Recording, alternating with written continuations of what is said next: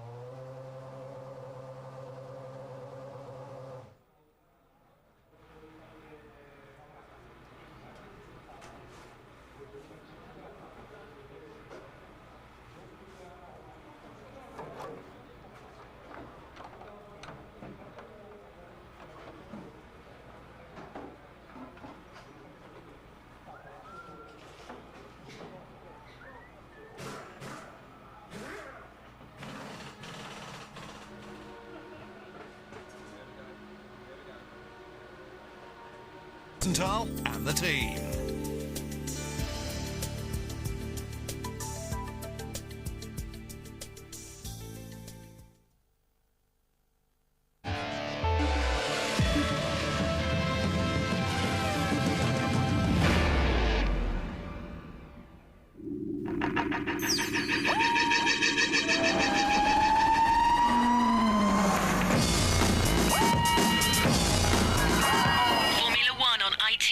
in association with Texaco.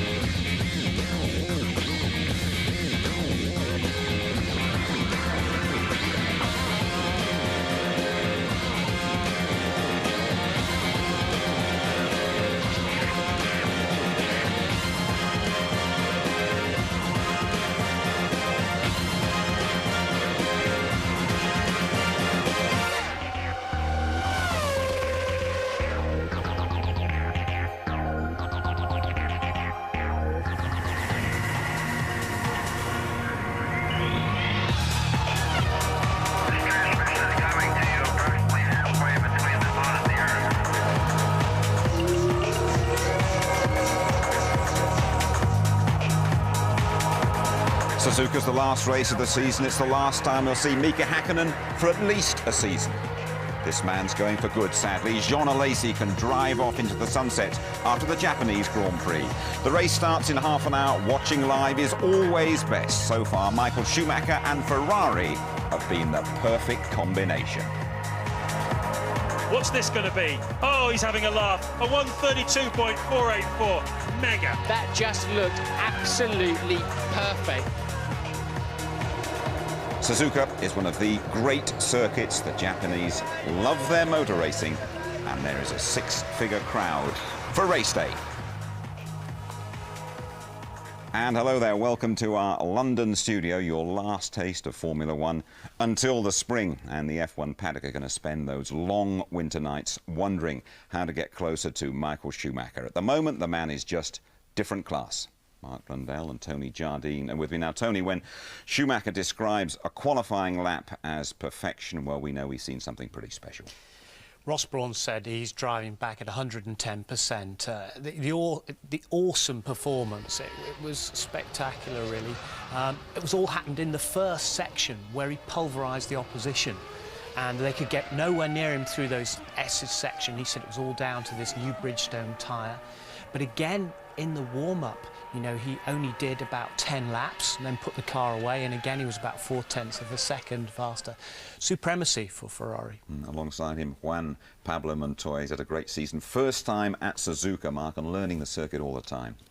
Very, very impressive. I mean, you're right, Jim. Turns up at the track on a big learning curve, up against his teammate, but it was very impressive to watch him actually learn the track. You know, he comes through 130R there, very committed, comes up to the chicane now, just overcooks it slightly, just getting his marker point, and blows one of his qualifying laps over the curb there. A little bit messy, but he makes amends, and he still puts it up there on the front row.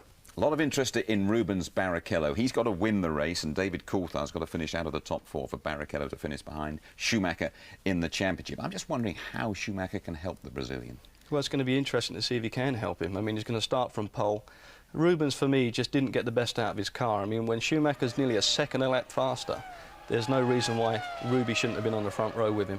And it's going to be impressive to see if he can overtake two Williamses. You know, I want to see the battle between Schumacher and Montoya, but Ruby has really got a battle on his hands today to get second place. OK, thank you, Mark. It's the 11th pole of the season then, Tony, for Michael Schumacher. That's a record for him, a record for Ferrari as well. Just shatters through the grid for the last time this year. Yeah, reluctant record breaker Michael Schumacher, but nevertheless, 6th pole in Japan for him and a great Suzuka debut for Montoya in second place. Ralf Schumacher says brother Michael's been playing with us all weekend. Barrichello contemplated taking the spare there. Häkkinen, mystery time loss. Fisichella best qualifying of the season, and race trim is what Coulthard Coulthard's hoping for. Much better performance from them there.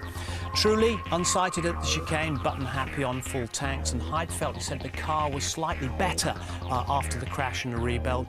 Lazy Downer in 11th place there, enjoyed it tremendously, and Irvine in 13th position, looking to maintain that 7th place in constructors for Jaguar. Villeneuve, Frentzen at the limit for 15th, Della Rosa looking for grip. Then Panis said they were really, really slow. Alonso, best balanced car that they've ever had, and he said the car was an inspiration for him. And then you've got Enger, sore neck from overdriving and the crash for Verstappen, and Young at the back. There's certainly a big difference between Michael and the rest of the world, but we have had races like it was, it was for us the same way, and we knew before we were going here that it was going to be a difficult weekend for us. And at the end of the day, I must say I'm surprised by how close we are, and I'm surprised that we are stronger than McLaren. Michael was really driving fast today. I think this is probably one of his best tracks and his best qualifiers from what I can see. So if I was 3-4 tenths away from him today, I would have been happy. Despite being 7th, I think I've actually improved a little bit around this track. And I'll do what I do, and the points will be added up at the end. But it's certainly, I'm not going to be, in deep depression if I slip from 2nd. You always feel very happy if you do a job like you done, and being 7 tenths up front the 2nd, and it's the way you always would like to have it to some degree. But what I like very much is that we had to fight very hard for that, and we worked our way through to it. And he's gone quickest in morning warm-up as well. We know that Michael Schumacher's old adversary, Mika Häkkinen, is taking a year off. As for Jean Alesi, he is going for good. Elsewhere, there are 1 or 2 rule changes to take on board. Here's Louise Goodman. Mika Häkkinen will drive in his final race today before heading off on his sabbatical. He's yet to decide whether he'll return to Formula One, but he'll be in good company if he does. A couple of drivers, Nicky example, Alain, Prost, who had a break. Formula One Prix, and they came back and they went flat out. They won the season, they won a championship. So I don't see any problem to have a year off and then come back and to go in a maximum attack. I don't see any problem with that. This will definitely be Jean Alesi's final Grand Prix, but he's determined to stay involved in the sport that's been his life for 13 years. I need to stop. But I don't want to disappear. In this business, I have from Hedy a very good proposition to do something with him. Next week we will speak about that, and if it can be possible, I will do it. So would you prefer to stay involved in Formula One above any other options, say in America or something like that? What I love most is driving, but maybe I can drive also with Hedy. So there is so many things we have to set, but I don't want to quit driving. I will not quit. Alesi has been passed over for the 2nd race seat at Jordan in favour of rising star Takuma Sato, who became the first ever Japanese winner of the prestigious British Formula 3 Championship this year. Sato is already held in high esteem by Jordan's engine partners. He's been testing for the Honda-powered British-American racing team this season. Sauber have also announced the identity of Nick Heidfeld's new teammate. McLaren-bound Kimi Räikkönen will be replaced by another up-and-coming talent, 20-year-old Brazilian Felipe Massa. Meanwhile, Heinz-Harald Frentzen has said that he's keen to stay at Prost, provided the team's financial security can be guaranteed.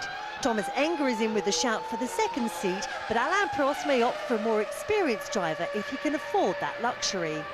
Finances could play a part in determining Tom Walkinshaw's final driver lineup too. Arrows have made an approach to Frentzen, but they may well be forced to keep current incumbent Enrico Bernoldi because of the sponsorship he brings. Jos Verstappen has a contract with the team for next year, but could still find himself ousted in favour of a 2nd paying driver. Alex Young looks set to stay at Minardi, and the team would like to keep Fernando Alonso as well. However, Alonso's manager, Flavio Briatore, may have other plans for his protégé. The Spaniard has been linked to a testing role with the resurgent Renault team. Not too many changes to the Formula One regulations in 2002, but the biggest concerns the electronics and telemetry of the cars as they lap the circuit. Behind me is an 8-man bay that monitors every parameter of Häkkinen and Coulthard's cars in real time as they go around, analysing that information and beaming it to the decision makers on the pit wall. Now the big change is that they can now send information back to the car affecting parameters such as traction control, engine and differential. This was not allowed before to prevent the teams activating illegal software during a Grand Prix and then switching it off.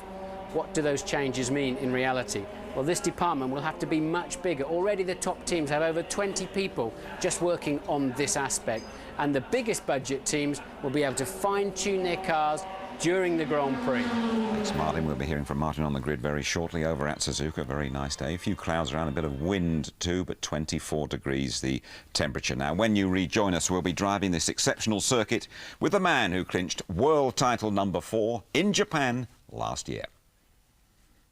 I'm sure 2 Benetton can get a very good start, so it will be difficult for me to keep my position. Anyway, I'll try my best.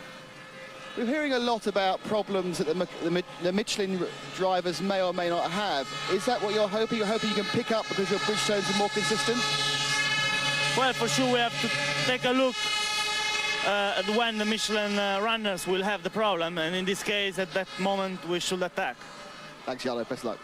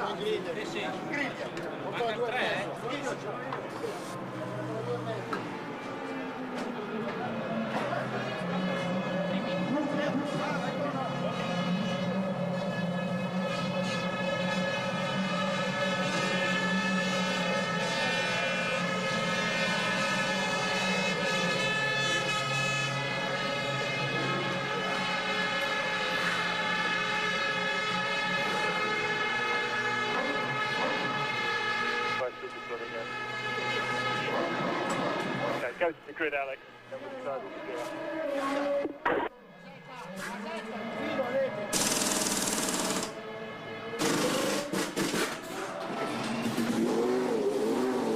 Mirrors are okay.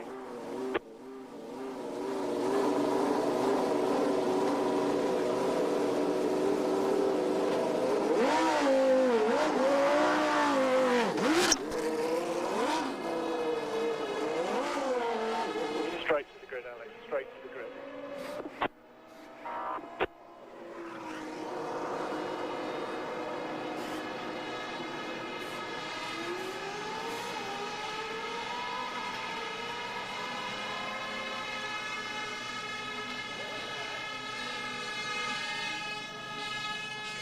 Nick Heidfeld starting in 10th, but a very good warm-up this morning. Did you change a lot? Oh, we didn't change a lot, but already Friday the car looked a bit more competitive than in the qualifying. I think that's also because some other teams have like qualifying engines and qualifying cars, and we don't have so much of that. Now, it's pretty obvious that the Bridgestone tyres are very consistent. If the cars in front of you got Michelin, can you get past them when they go off? I think it's going to be very difficult here. This is just difficult to overtake here, but quite often the prediction for Michelin is that they go off, but then they come back. So over race distance it won't be bad because most Michelin teams scrap their tires. Best luck, thanks. Left. All you've got to do when you get there is just brush the brake pedal down 2 gears. 160 now. Brake for a second time down to 90 for 2. Stay low. Now you're building up to 150 miles an hour. Get ready. They're coming thick and fast. 3. Take the curb. 4. 110. 5's upon you immediately. Stay as much to the left as you can. Over the crest. Into 6. Stay more right than normal. Now you're at the foot of the hill of the Dunlop curve. A never-ending left-hander. 150 through the middle. Building. to 175 miles an hour before the glorious Degner won. Easy 125. Brake more for the second part. 90, turn in early. Under the flyover, we'll be there later on in the lap, but now heading towards the hairpin. 165, braking, downshifting, turning in. The back end of the car goes light, down to 40. Be patient. Climbing the hill now, a series of long right-handers towards the spoon curve. 180 miles an hour when you get there.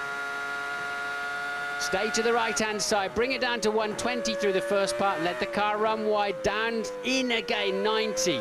Back end of the car moving around. Oh, and a big correction as he just drops the right rear onto the dust, but safely then heading towards 130, 190 miles an hour. Look, there appears to be no space. Listen, he'll just blend his left foot on the brake, brings the car down to 175 and accelerates immediately towards the last chicane. Brake in a straight line, ignore the curve of the track. Until now, launch across those curbs, just 40 miles an hour. And wait for the traction to pick up, for the rear tyres to bite, and finally you can get hard on the gas towards the line. What a wonderful racetrack.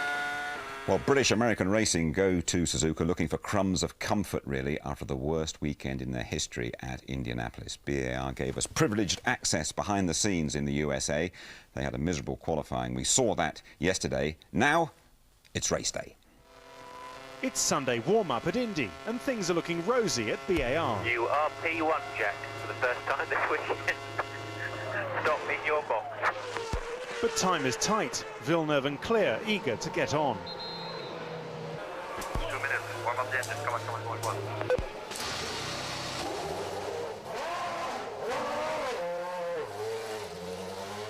Just minutes from the start, and Jock and Jacques discover a drawback of qualifying 18th on the grid.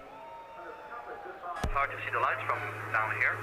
I suggest when the bloke behind you comes past you, you go. We normally do, basically, yeah. Set for. We need a really bullish start. You've got to do whatever you can. I mean, obviously, you can't take stupid risks, but you just got to go for it. You've got to focus on that reaction time, because it's all going to be on reaction time. Go! And they've all got away well! Okay, you're all clear behind you. You're all clear behind you, so you can go whichever way you like. There's no one alongside you. Good boy.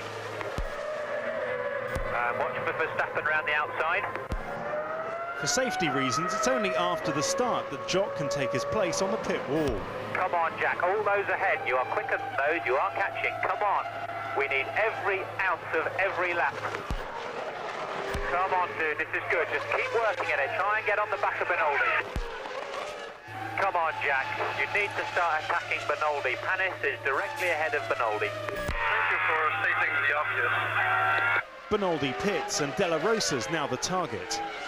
You do have a straight line speed advantage on De La Rosa, 3Ks. But on lap 43, a promising race ends in collision and a potentially unsafe car. What did De La Rosa do? Do you have any damage? It seems okay. 10-4. No point going on if it's slightly damaged. Hey, Jock, what's happening, please? We will stop, Jack. You can come round. We don't think there's any damage, but it's not worth taking the risk. Given that we were back in 17th, it really seemed that there was no point in risking his life or risking his health by doing another 25 laps around that last corner with possibly a broken wishbone. Having had a look at the car, there doesn't look to be any damage, but obviously you don't know that when you make that decision. Villeneuve starting 14th. Japan is BAR's 50th Grand Prix, and they're battling with Sauber and Jordan for 4th place in the Constructors. Right, let's have a quick word with Rubens Barrichello. The Brazilian's got a win to try and produce the perfect season for Ferrari. There is nothing that this man would like more today than to clinch second in the championship for Ferrari. Rubens, can you do it? I think I can. I mean, I'm going to try the best. I think the last two races has been so good. It's time to do it. I mean, it's one last chance. I'm going to be trying. Thank you very much. Best of luck. Now let's go down to Martin on the grid. Hello, everybody. Welcome to the grid. A little bit of a short run today. Silly hats on the Ferrari team. Apparently that's to celebrate both their championships this year. There's a man I want to talk to before he starts his probably final race. Are you with me, Andy? I don't know if we've got Mika. Quick word for British viewers. So, Yeah. Your last race for a while, maybe your last race ever. What we really keen to know what's going through your mind. Well, not a lot. To be honest, I mean, I don't want to start talking about too much what I'm really feeling in terms of emotions, whatever. I'm very much focused for this Grand Prix. Yeah. I still want to do extremely well for myself and for the team. We tried to win it. Even we didn't perform very well yesterday in the qualifying, we still tried to win it. I'm impressed what the engineers did for the car after the warm-up. The balance is better than ever. I'm happy to go for it today and try to win it. And you know. Well, you won Indianapolis from 5th on the grid where you are today. I mean, what's your chances today? Chances are extremely good. I mean, I look very positively. Anything can happen. The race is long after all, so it's just gonna go flat out, man. You've won 2 World Championships from this very grid. You must have a special feeling for today. You must have a great emotion, but you're keeping it under control. I'm keeping it under control at the moment, to be honest. You know, I don't want to feel it. I don't want to feel anything at the moment. Okay. Let's talk about after race or something. You know. Okay, back to you. Thank you. Thanks very much indeed, Martin. We're about to bring down the curtain then on F1 2001. Just to remind you, second place and 6 points would make Michael Schumacher the top scorer of all time. Just wondering if he can help Rubens Barrichello to follow him home in the championship. David Coulthard, he's set for second place. That would be the best season of his career. Interesting bit of headgear from Michael Schumacher as he gives yet another interview. The Japanese Grand Prix then is coming up next for you on ITV1. We say farewell to a great racer, Jean Alesi. Good morning. As you know, it's going to be my last race in Formula 1. I enjoy very much, and I will push very, very hard for this last Grand Prix. I want to say thank you for all the fans and to the Jordan team who's watching the Grand Prix on TV. Stay with us on ITV. Bye. Mika Häkkinen, this is the last pre-race interview of this part of your career. How do you feel? I'm sorry, I just have to go. I'm sorry. No, you must have more to say than that, Mika. Come on. I'm looking forward to see how it's going to go. Obviously, we are trying to win this one because it would be fantastic to win the last Grand Prix. Our performance compared to competitors who are in front of us at the moment is not great. But we have to keep optimistic mind, positive mind. Anything can happen. So I'm looking forward to the start of the race. But this is a circuit where you've always shone. In fact, you won the championship here by winning in 98 and 99. So maybe today? Maybe today, indeed. We'll see. Good luck, Mika. Thanks a lot. Maybe today, indeed.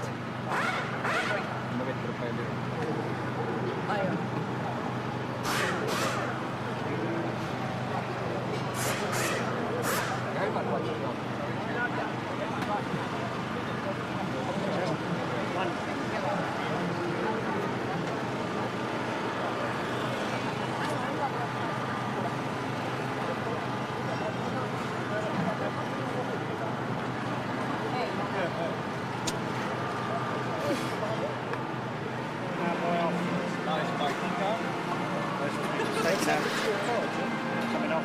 Now back to the race car. I can tell you, aren't I? I'm telling you, am I? It's okay, these binoculars, no power steering, man. No, but don't worry about it, no.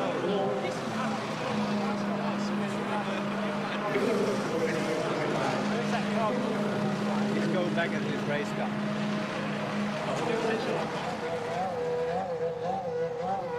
Ross Brawn, you kept both cars in the garage till quite late, and then you had a refueling rig out here with Michael. Does this mean perhaps a change in your tactics?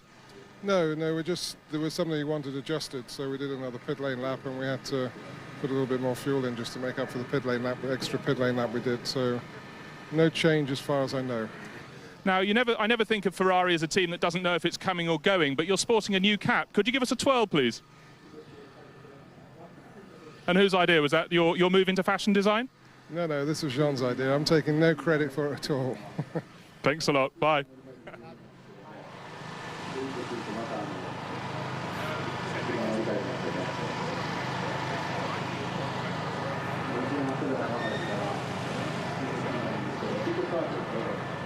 Thank you.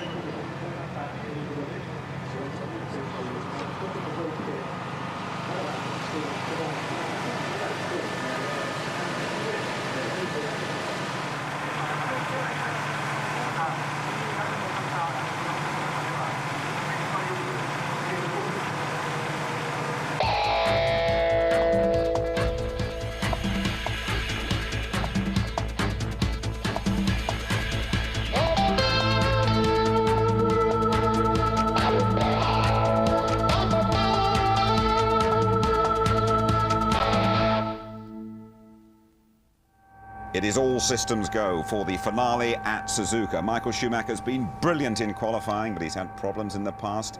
At the start, a downhill high-speed charge to the notorious first curve. Let's cross to Japan and join Martin Brundle and James Allen. Thank you, Jim. Hello, everybody. Well, Schumacher certainly looked pretty focused, didn't he, on the grid, despite that rather ridiculous push-me-pull-you hat.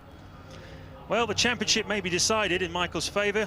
The teams may be only one day away from a month-long holiday in the sun. They can almost smell the suntan oil. But the competitive atmosphere in the pit lane today is as intense as if it were a championship decider. Everyone wants to go out on a high this afternoon. Schumacher, well, he's been off form for the last 2 races, but this weekend, I can tell you he's been working as hard as he did all summer. It's his way of apologising perhaps to the team for his understandable dip in form in the last 2 races. He wants to present them today with an emphatic win. Next door at McLaren, Mika Hakkinen starting his last race. You heard from him talking to Martin just a few moments ago before he goes off on a sabbatical year. He may come back, maybe he won't in 2003. But certainly, he said yesterday he will be coming along to races next year, so he's going to keep a keen interest and involvement in the McLaren team and in Formula One. Can he carry forward the form, the devastating form he showed 2 weeks ago, winning at Indianapolis? Next door to them at BMW Williams, Juan Montoya, or Monster, as he is now known by the team mechanics and management, and Ralf Schumacher, well, they're fighting like bitchy schoolgirls for supremacy in that team. And it's only going to get more intense. Jean Alesi, he wants to go out on a high today in his 201st and last Grand Prix. Benetton, it's their last race before they become Renault. They have a sniff of the points today. Giancarlo Fisichella 6th on the grid. Jenson Button 9th. All this then being played out in front of an estimated 130,000 crowd, all highly excited because, Martin, Formula One is basically fashionable again now in Japan. Not since the days of Ayrton Senna have I seen so many young, excited faces in the crowd coming in this morning in the grandstands as we walk up here to our commentary position. Formula One is hip again in this country, isn't it? I think so, especially with Sato signing now for Jordan, Toyota coming to Formula One, Honda already here. It is in the ascendancy, and there's a great feeling in the crowd. You walk through the fairground here that's a part of this racetrack, and it is truly spectacular.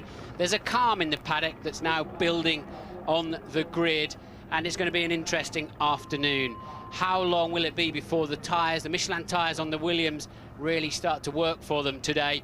Michael Schumacher, I think if he gets into the first corner first, will scamper off into the distance while the Williams get up to speed. That will affect Barrichello. Coulthard and Hakkinen, 7th and 5th respectively, and they've got the 2 Benettons around them that have been so mighty off the start since the Belgium Grand Prix. So they, I think, if they get ahead of the McLarens, they're going to hold them up. I don't think the Benettons have a front-running race pace. And don't underestimate Trulli and Alesi in 8th and 11th. The Jordan working well here this weekend. So an interesting afternoon ahead of us. It's a 2-stopper really. It takes about 24 seconds to get down the pit lane, get fuel for each of those 2 stops. 3's possible, 1's a no-brainer. It's half a minute slower.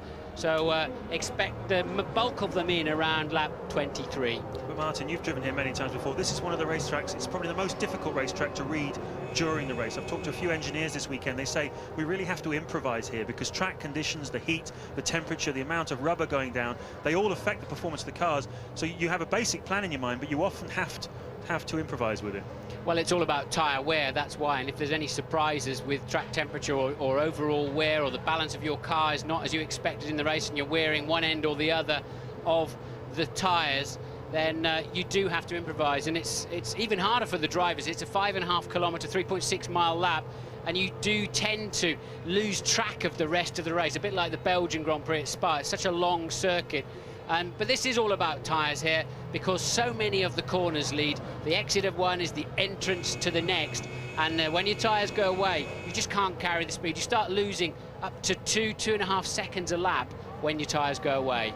So when they come back again, or in fact if we get a chance to have a close-up now, just look and see the difference between the Bridgestone cars like Ferrari and McLaren. They'll be starting with brand new tyres here this afternoon, whereas the Michelin teams like Williams and Benetton, they'll be starting with tyres that have done 15, maybe even 20 laps on them. You can see a yellow flag out of the window here, right at the back of the grid. There's an arrows not getting away. It's Benoldi. We think it's Benoldi. Yeah, it is indeed Benoldi. So they'll restart that car, and hopefully he will rejoin. He was in 20th place anyway, so it's not going to cost him too much. He will, of course, start at the back of the field now. So they're on their way through turns 5 and 6, and that long left-hander uphill. But Benoldi then still not able to start that Asiatech engine. Amazingly, this Enrique Benoldi, you see the rear wheels spinning, they're going to have to drop it down off the jacks. Enrique Benoldi's actually out-qualified Jos Verstappen 10-7 this season. He's been sort of in the shadows throughout this Formula 1 championship. Some doubt about whether he'll keep his drive for next year with arrows, or indeed keep a place in Formula 1 at all. And yet if you look at the statistics, he's been pretty fast. It's just in the races he's let himself down. Through the hairpin then go the front runners, building up, the heartbeats building up as well in preparation for this so important start to the last Grand Prix of the season. Now this is an interesting scenario, James. Benoldi's still on the line. They're 2/3 the way round the reconnaissance lap, the green flag lap, warm-up lap, call it what you will, but Benoldi is still here on the start, and now they're having to drop it down and push it off the line. Otherwise he's going to interfere with the start of this Grand Prix, and they will not let that happen. They've got a gap in the wall about 30 metres behind where Benoldi's car is. He's being pushed back. He should make it. You can see the front runners now just coming over the crisscross area, the figure-of-8 circuit. There you see, that's the point at which the two figure-of-8s cross. That's the 130R corner, very famous 180 mile an hour. Hold on tight and hang on for dear life corner. And you can see Schumacher slowing the front runners down. I can tell you Benoldi now, his car just being pushed through that gap into the pit wall as we see Alex Young cruising slowly down the pit lane. Okay, so Young obviously didn't make the grid at all. He will start after the rest of the cars have passed the line, and he is indeed in the spare car. So he was 21st on the grid anyway, sorry, 22nd on the grid. He will now start effectively 21st because Benoldi has yet to have an engine that will run. The last start then for Jean Alesi, possibly the last start for Mika Häkkinen. What goes through your mind when it's your last Grand Prix start? What goes through your mind here, I don't think they'll be thinking about it the last one, is that it's downhill on this grid, so it always needs left foot on the brake and really just to hold the car on the clutch. And then you can see very used Michelins on the front as we just scanned away of Montoya's Williams there. Will Montoya beat Schumacher down to the first corner? It's absolutely crucial. Otherwise, I think Michael Schumacher's going to romp away into the distance. But we have seen the Ferrari getting better of recent times away from the line. Mika Häkkinen then, he has a set procedure to go through, a number of buttons to press to activate his launch control. They both looked incredibly cool, didn't they? Schumacher and Montoya, 850 horsepower behind them underneath their right foot. Going to release it any moment now. Any moment now. Off they go!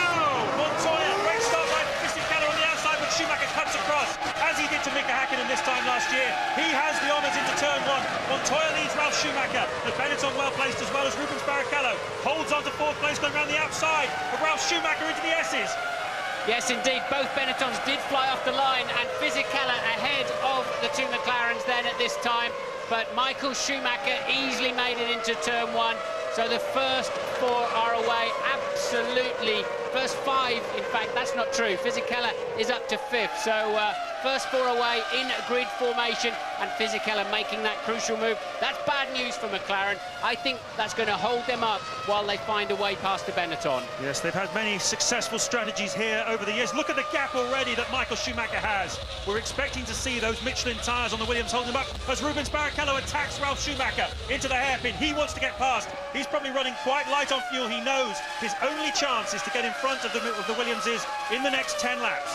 I agree with you. I think they will surely have started Barrichello on a very light fuel load in the hope that he can springboard past the Williams somewhere. There's a chance if you get a good run out of that corner spoon, and in the slipstream you can pass before 130R. The problem is those BMW Williams are so fast in a straight line, but Barrichello appeared to be in a slipstream position. Yes, indeed he is. We're live on board, and he takes the inside line and 3rd position. So he is light surely, and he did get perfectly in the slipstream. Häkkinen trying down the outside of Fisichella too, not this time around. Great move by Rubens Barrichello. He goes up to 3rd place. Ralf Schumacher down to 4th. Meanwhile, Fisichella and Häkkinen monstering each other as well, while out the front, Michael Schumacher. Look at that, 3.6 seconds on the opening lap. Explain that, Martin.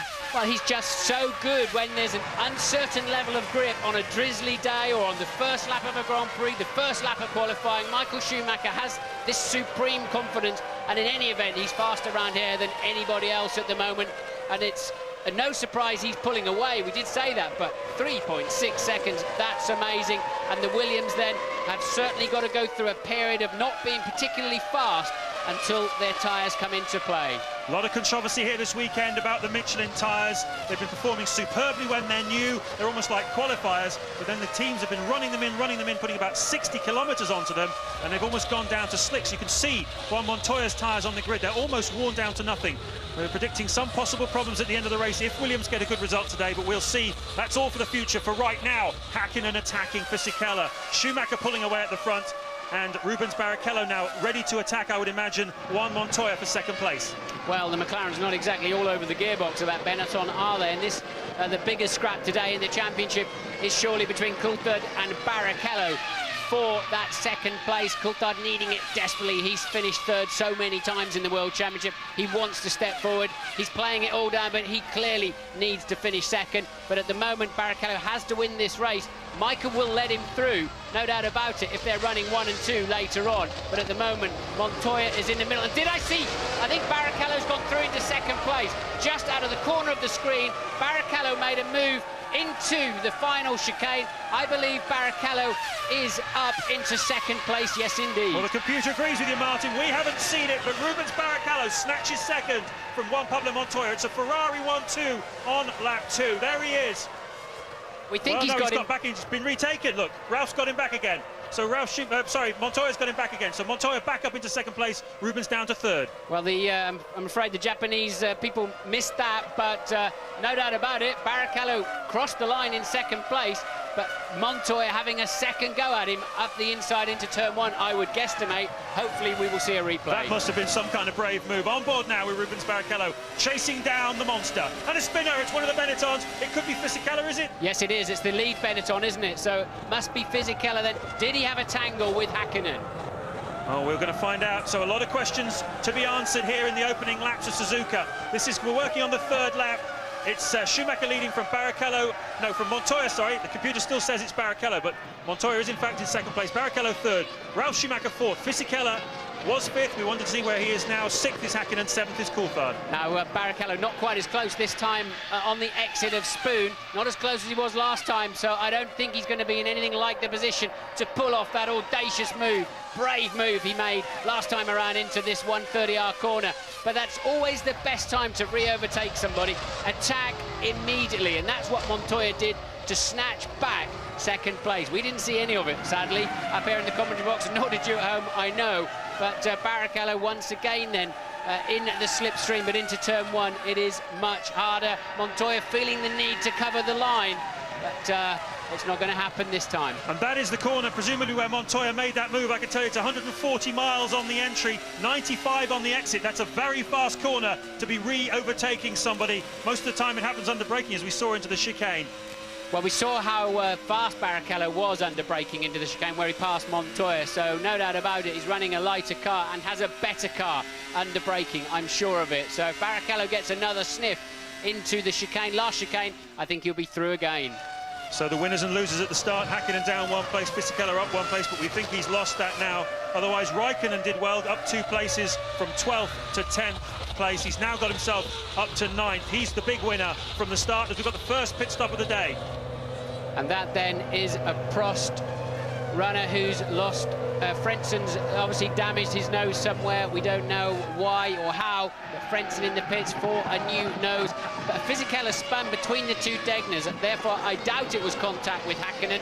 I'm afraid the Japanese director has missed absolutely everything so far.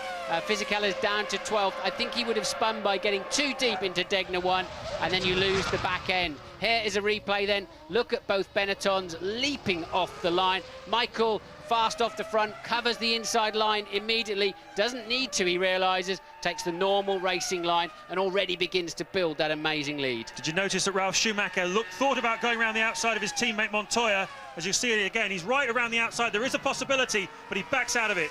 Montoya was smart there. He just stayed on the straight and narrow line, so there was no chance of tangling. And this then is your leader by 8.9 seconds on lap 5. Michael Schumacher having a laugh. Well, indeed he is. He was having a laugh in qualifying yesterday. 0.895, in fact, was the gap of a second between himself and Juan Montoya in second place. He's multiplied it by 10, and we're only 4 laps into this last Grand Prix of the 2001 season, a season which this man has completely dominated. He described it on Friday as my best ever season, and who's to argue with him? Off form, though, in Monza and America. Really back on it here in Japan, no question about that, Martin. I think it's the first time we've really seen Michael Schumacher in the easily the best car, really. And, well, look at the points difference he's won the championship by. I think that really demonstrates just how good Schumacher is. He's really, absolutely... And there is a replay of Fisichella. He did get out of shape all by himself into the first Degner, and then ends up broadsiding towards the second one, having to just yield to the Jordan. So Fisichella releasing the 2 McLarens. That'll be a relief for them. We're talking about points this year, Martin. 6 more points today, and this man, Michael Schumacher, becomes the greatest point scorer in the history of Formula 1. Overtakes Alain Prost. It's the last record that Prost has clung to with his fingernails, as Schumacher has just grasped them all in this amazing 2001 season. Well, he's about 7/10 faster than Montoya, second place man Montoya, in the first 2 sectors of this lap. Let's see what the gap is as Montoya goes over the line now, and it is 9.7 seconds now, so another 8/10 then. That's what Michael's pulling out every lap. When will the Williams have to stop for fuel? But now, look at the 2 McLarens. Suddenly they're released from behind Fisichella.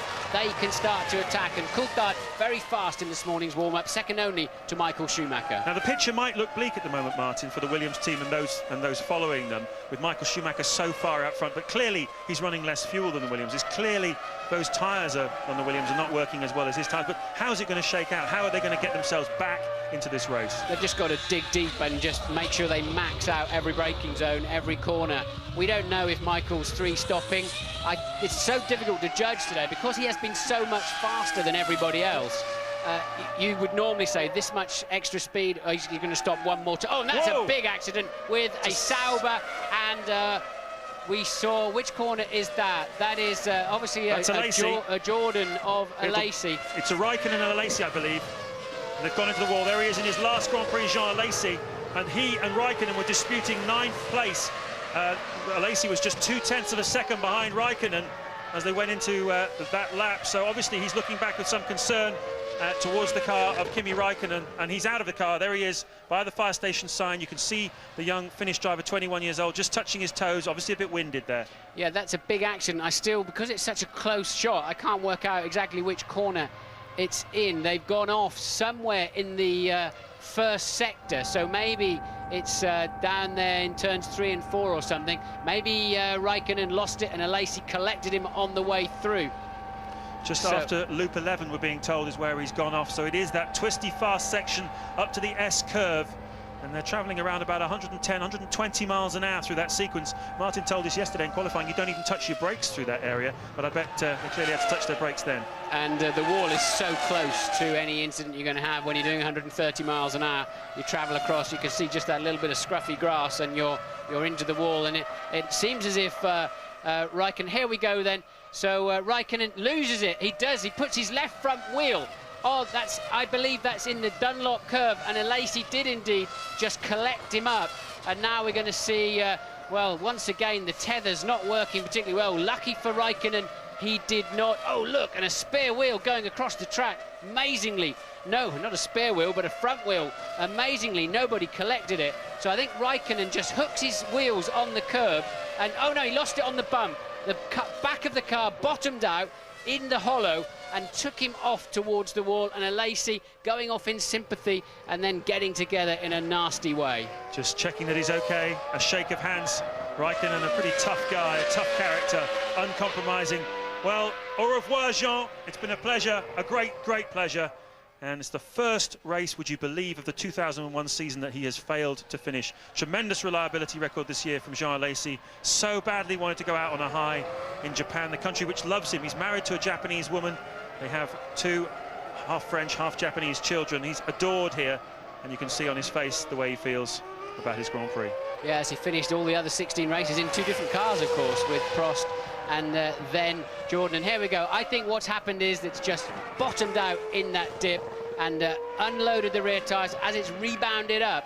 And Alesi then hoping to go round the outside of the spin, but then they collect each other up and start heading for the wall. Look, that could have been so nasty. Martin, this time last year, the last Grand Prix of the season, Johnny Herbert, you can see the wheels flying across the track. And one of those 2 cars, I believe, touched it. But Johnny Herbert this time last year had a big accident on his last Grand Prix after announcing his retirement. Maybe it doesn't pay to announce it before a race.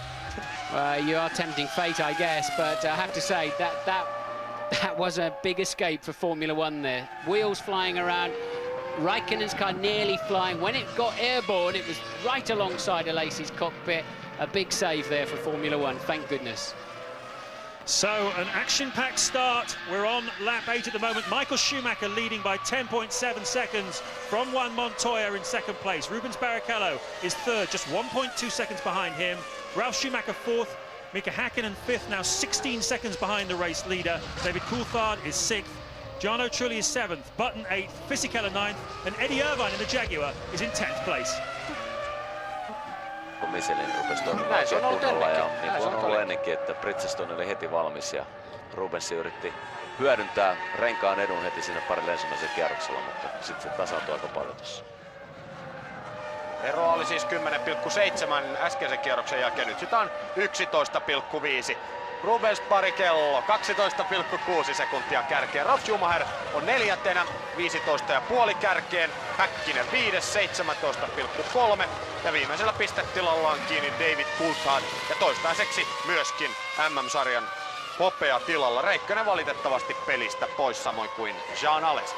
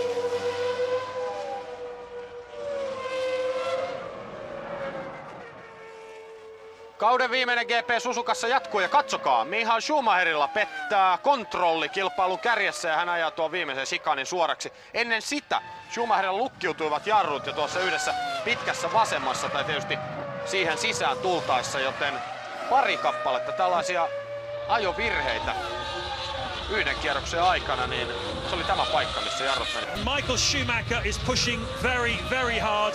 Maybe he's pushing too hard, Martin. And we've got a replay. Michael Schumacher outbrakes himself into the final chicane. He's really pushing so hard, trying to build a lead, almost as if he may have to make an extra stop this afternoon, taking to the carpet that's down there. It's a grass carpet, effectively. So Schumacher pushing extremely hard. That was his second mistake on that lap as well, so he really is pushing extremely hard. He had a huge lock-up into the hairpin as well. You're looking at Juan Montoya chasing him down in second place. That gap now stabilised at 11.6 seconds. Rubens Barrichello just 1.5 seconds behind the Colombian in third place. Ralf Schumacher fourth, Häkkinen fifth, Coulthard in sixth. Yeah, Coulthard staying within touching distance of Häkkinen, their fifth and sixth. Of course, Coulthard needs to finish fourth or better to guarantee himself second in the championship.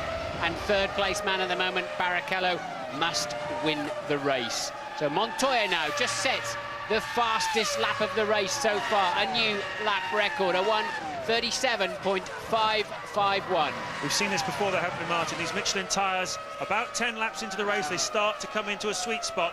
This is where Montoya and Williams have to capitalise. Possibly that was in Michael Schumacher's mind as well, the knowledge that these Michelin tyres, you can see there, the Williams pit wall, they know what's happening. Montoya knows what's happening. His car is now starting to feel like it's under him, and he's got the hammer down.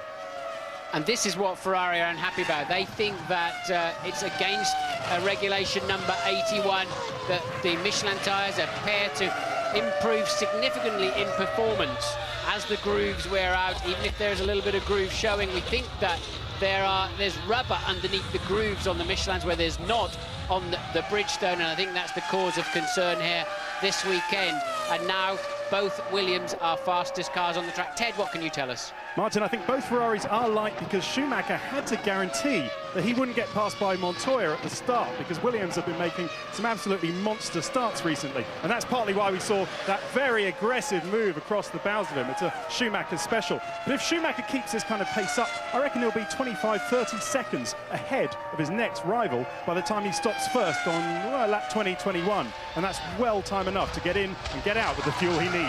I agree with you to a certain extent, Ted, but for the first time, last time around, Montoya pulled the lead back. Montoya was the faster man. So we'll see. Michael's done a 38.5 on that lap and a 37.7 for Montoya. So that lead is now down to 10.4 seconds. Now, once again, there's a Lacey still making his way back to the pits after that incident with Kimi Räikkönen. Now Montoya is easily the fastest man on the track, and he's pulling Barrichello along with him. So Michael then has, I don't know whether he's overcooked his tyres or what's going on up front, but Michael dropping significant pace. Yes, and the man on the move is Juan Montoya. He's even 0.4 of a second a lap faster than his own teammate, Ralf Schumacher. So far in the back end of this season, we've seen the Colombian have the ascendancy in the team. I mentioned before, they've been fighting like schoolgirls. It's the only way you can describe it. Always having a little bit of a go at each other behind the scenes. Ralf Schumacher, going into this weekend, Martin, gave a very controversial interview in one of the magazines in which he said, why doesn't Williams have team orders? We should have a clear number one and a number two. Presumably he was thinking he should be the number one, otherwise he wouldn't have said it. But surely on this form, Montoya is the top dog in that team at the moment. It's heading that way, isn't it? And when you think this is Montoya's first season of Formula One, first time ever at a technical circuit like this Suzuka racetrack, very much is. So Montoya, I would say, is beginning to get the upper hand in that Williams squabble. But a little bit further back down the field, then we're looking at Verstappen, Panis, Alonso, which is 14th, 15th and 16th. A reasonable and hard fight going on down there. Sometimes you drive the race of your life back there, virtually unnoticed. This is Michael then making his way past a recovering Prost that was wandering across Frentzen, wandering across the white line. He may even get a penalty for that. He was not paying attention, probably looking in his mirror to see where the leader was as he came through. Michael 10.1 seconds ahead now. He's lost another 0.3. That must have been Frentzen's second pit stop, because we saw him earlier on taking on a new nose. So a terrible day for the Prost team, with Enger in 17th place, just behind the battle we were looking at a moment ago with Panis and Verstappen, and Frentzen down in 20th. Now what's the gap? We've got the stopwatch running this time by. This is lap 13 of 53. Long way to go in this race, by no means over 10.7. You can see Schumacher trying to respond, but Montoya still pushing hard. 0.3 that lap. Yeah, but Schumacher's just done the fastest first sector and 0.6 up on Montoya, so Michael suddenly finding a bit more grip again. Don't know what that's all about. I think that was Frentzen's one and only pit stop. He obviously was in the pits for best part of 2 laps, I think. It's only showing him his one pit stop here on the computer, so why he was wandering out of the pit lane, I don't know. Up the hill towards 130R. You can see Frentzen just shadowing Michael Schumacher there, with having another look at the gap between him and the second place car. As Martin said, it's a 2-stop race, this one, so everybody very keen to have the maximum advantage they can going into the first stop. We're expecting the cars to come in for their first stop in the early lap 20 sort of region. But we saw Jean Alesi crashing out just a moment ago. Louise Goodman is down there with him. Yes, he's arrived back in the pit lane now. Jean, very nasty accident. Not really much that you could do about it, though, was there? I have just to say we have been lucky, both of us. I am very happy. I didn't hurt him because he was just on the front, and my nose is quite high. But I'm very happy. Everything at the end went very well. just a bit sad to finish my career like that, but his life is motor racing, and we have to accept these situations. You've given us many great years, Jean. Thanks and best of luck in your retirement. Yeah, it is sad for him, isn't it? You always want to go out on a high, score a few points or something, and not to be involved in an incident, especially when it was absolutely nothing to do with the Lacey whatsoever. Yeah, on Friday, Martin, he was out there, wasn't he, with very low fuel, brand new set of tyres. He wanted to be top of the timesheets in his last Grand Prix weekend. He knew that Friday was probably his only chance. Lap 14 then, Michael Schumacher. As you see, Montoya, a little bit of a lock-up there himself going into that chicane. There's a Lacey saying goodbye to the Jordan mechanics. He started out back in Formula 3000 racing for Eddie Jordan, and many of these boys worked for him then when he won the Formula 3000 championship with the Jordan Honda team, as it was in those days. They never really got it together in Formula 1, except in this last half season since Eddie Jordan sacked Heinz-Harald Frentzen just before the German Grand Prix. That's it for Jean. But meanwhile, a great race taking shape here between Michael Schumacher and Juan Montoya. We've seen them fighting in Brazil, we've seen them fighting in Austria, and who knows, we may well soon see them fighting here in Suzuka. Trulli still in 7th place in the second of the two Jordans. Fisichella recovering very well indeed from that spin, now up into 8th place from 12th, so really attacking both his teammate Jenson Button, Eddie Irvine in the Jaguar, who is in 10th, and Jacques Villeneuve. Watch out for Giancarlo Fisichella, he hasn't finished yet. And you can see, I was interested, Martin, incidentally, to see when the cars were practicing, doing their practice starts at the end of the pit lane this weekend, but whenever the Benetton came down there, so many improvements on that car, that the Ferrari and McLaren mechanics would run out, some of the engineers run out to take a look at some of the detailed work on that Benetton. They really have taken a big step forward, haven't they? You sure they weren't taking a look and a listen to the launch control? Because everybody now understands that somehow or other Benetton have stolen the march on the launch control systems, and maybe they're out there trying to even record some of the engine note or something to understand why. Michael Schumacher's just set another new fastest T1, Sector 1, last time around Montoya. And look, Michael Schumacher maybe was on a 3-stopper, and clearly then a Ferrari pitting this time around, and they're going to be disappointed then. They're only 10.3 seconds ahead. Yes, if it is Michael, it's very curious indeed. Can't see which engineer looks the more tense up on the pit wall. It's usually the telltale sign of which car is coming in.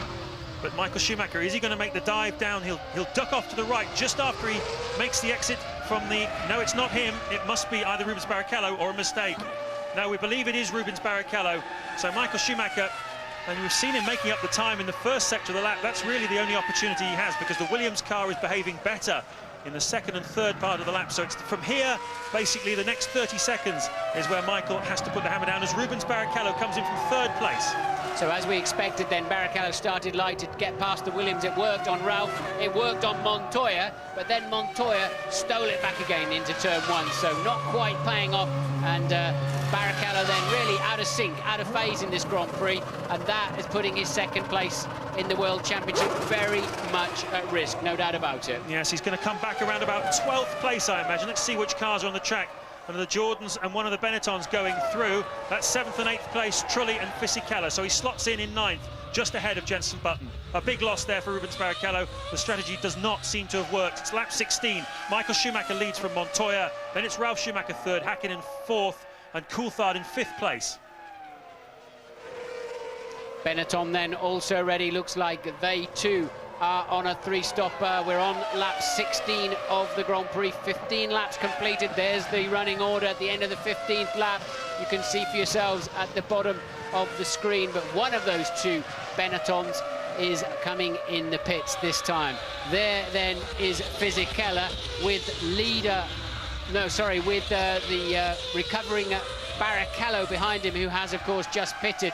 Barrichello losing once more crucial time then in the traffic. That's the problem. If you get out of phase, you get back onto the racetrack in the thick of it, and they're racing for position, so they're not going to let him through easily, even though he's clearly going to finish ahead of them in the Grand Prix. Now, bear in mind that Rubens Barrichello's just taken fuel on as he gets a good drive out of that corner. Yeah, he'll easily pass him down the straight and gets position down there into... No, he hasn't done so. Why is that? I thought he would easily breeze past him there. Remembering, of course, though, that Barrichello has just taken on some fuel, but I still expected him, and now he's going to go up the inside, and Fisichella sensibly yielding. Well, he may be coming into the pits. There he goes. So it would have been very foolish to do anything other than yield. And so does Jarno Trulli. So the 7th and 8th place cars both dive in on lap 17. This is early for a two-stop strategy, but they're racing each other for position. Both want the points for 4th place in the championship. Trying to overtake Sauber, who are nowhere today. Massive Relief there for Barrichello then to see both those cars pit ahead of him. He'll be so happy heading down to turn 1 with clear track in front of him. And obviously then the Jordan, it is a difficult pit lane there because there's a rain gully in the middle of it. Jordan then staying ahead and keeping that position. Yes, indeed. It's the order they came in. Trulli and Fisichella, they'll have dropped down to about 13th or 14th place now, but hasn't Rubens Barrichello got himself out of jail there? He was languishing behind the 8th and 9th place cars. Now he's up to 6th and attacking, well, he will be attacking soon, David Coulthard, as the leaders will be thinking soon about getting into their pit stop sequence. Olivier Panis there pitting from 17th place. Another fairly ignominious afternoon, really, for the BAR team. Jacques Villeneuve down in the lowly 11th as well. BAR really have had a difficult end to the 2001 season, but there it's a long stop as well from the looks of things for Panis. That's really not the way you want to do things on a Sunday afternoon. Surely, as he's on lap 18, they can change Michael onto a two-stopper anyway, can't they, James? They should be able to, having got this far, whatever strategy they were on, they should be able to squeeze him now onto a two-stopper. Well, according to the computer model that was handed to us before the race, a three-stopper would have come in around about lap 14, and we saw Barrichello coming not long after that, so Michael doesn't look as though he was as light as we thought. That opening pace was genuine opening pace. No wonder he had a few lockups. He was pushing like mad. Yes, well, I think he'll still stop a little earlier than the Williams, but surely they can adjust their strategy anyway at this stage. And Barrichello, fastest man on the track, and a new lap record then. That's out of date, that information that's just flashed up, because Barrichello's done a 1:36.9, a time that would have put him well up on the grid last year, let alone in the mid-sector of this Grand Prix. And he's in 6th place, and now then Michael coming out at the end of lap 18. What will they do? It's crucial to understand how long that fueler is on the nozzle of the Ferrari. We wait anxiously to see how much they put in it, and will Michael be three-stopping like Barrichello? Well, it's around about 8 seconds worth of fuel he's going to take on if he's two-stopping, as Michael Schumacher, the race leader, with an 11-second advantage over Juan Montoya. And there is Montoya. He'll take the lead after this. Ralf Schumacher will go through as well. Who knows how many other cars too. Is Michael, has he made the right decision on strategy? We're going to find out very shortly. He's going to lose a lot of places by making this stop a little bit early. Can he make them up later? How long does it take him? Let's see. Fuel on now.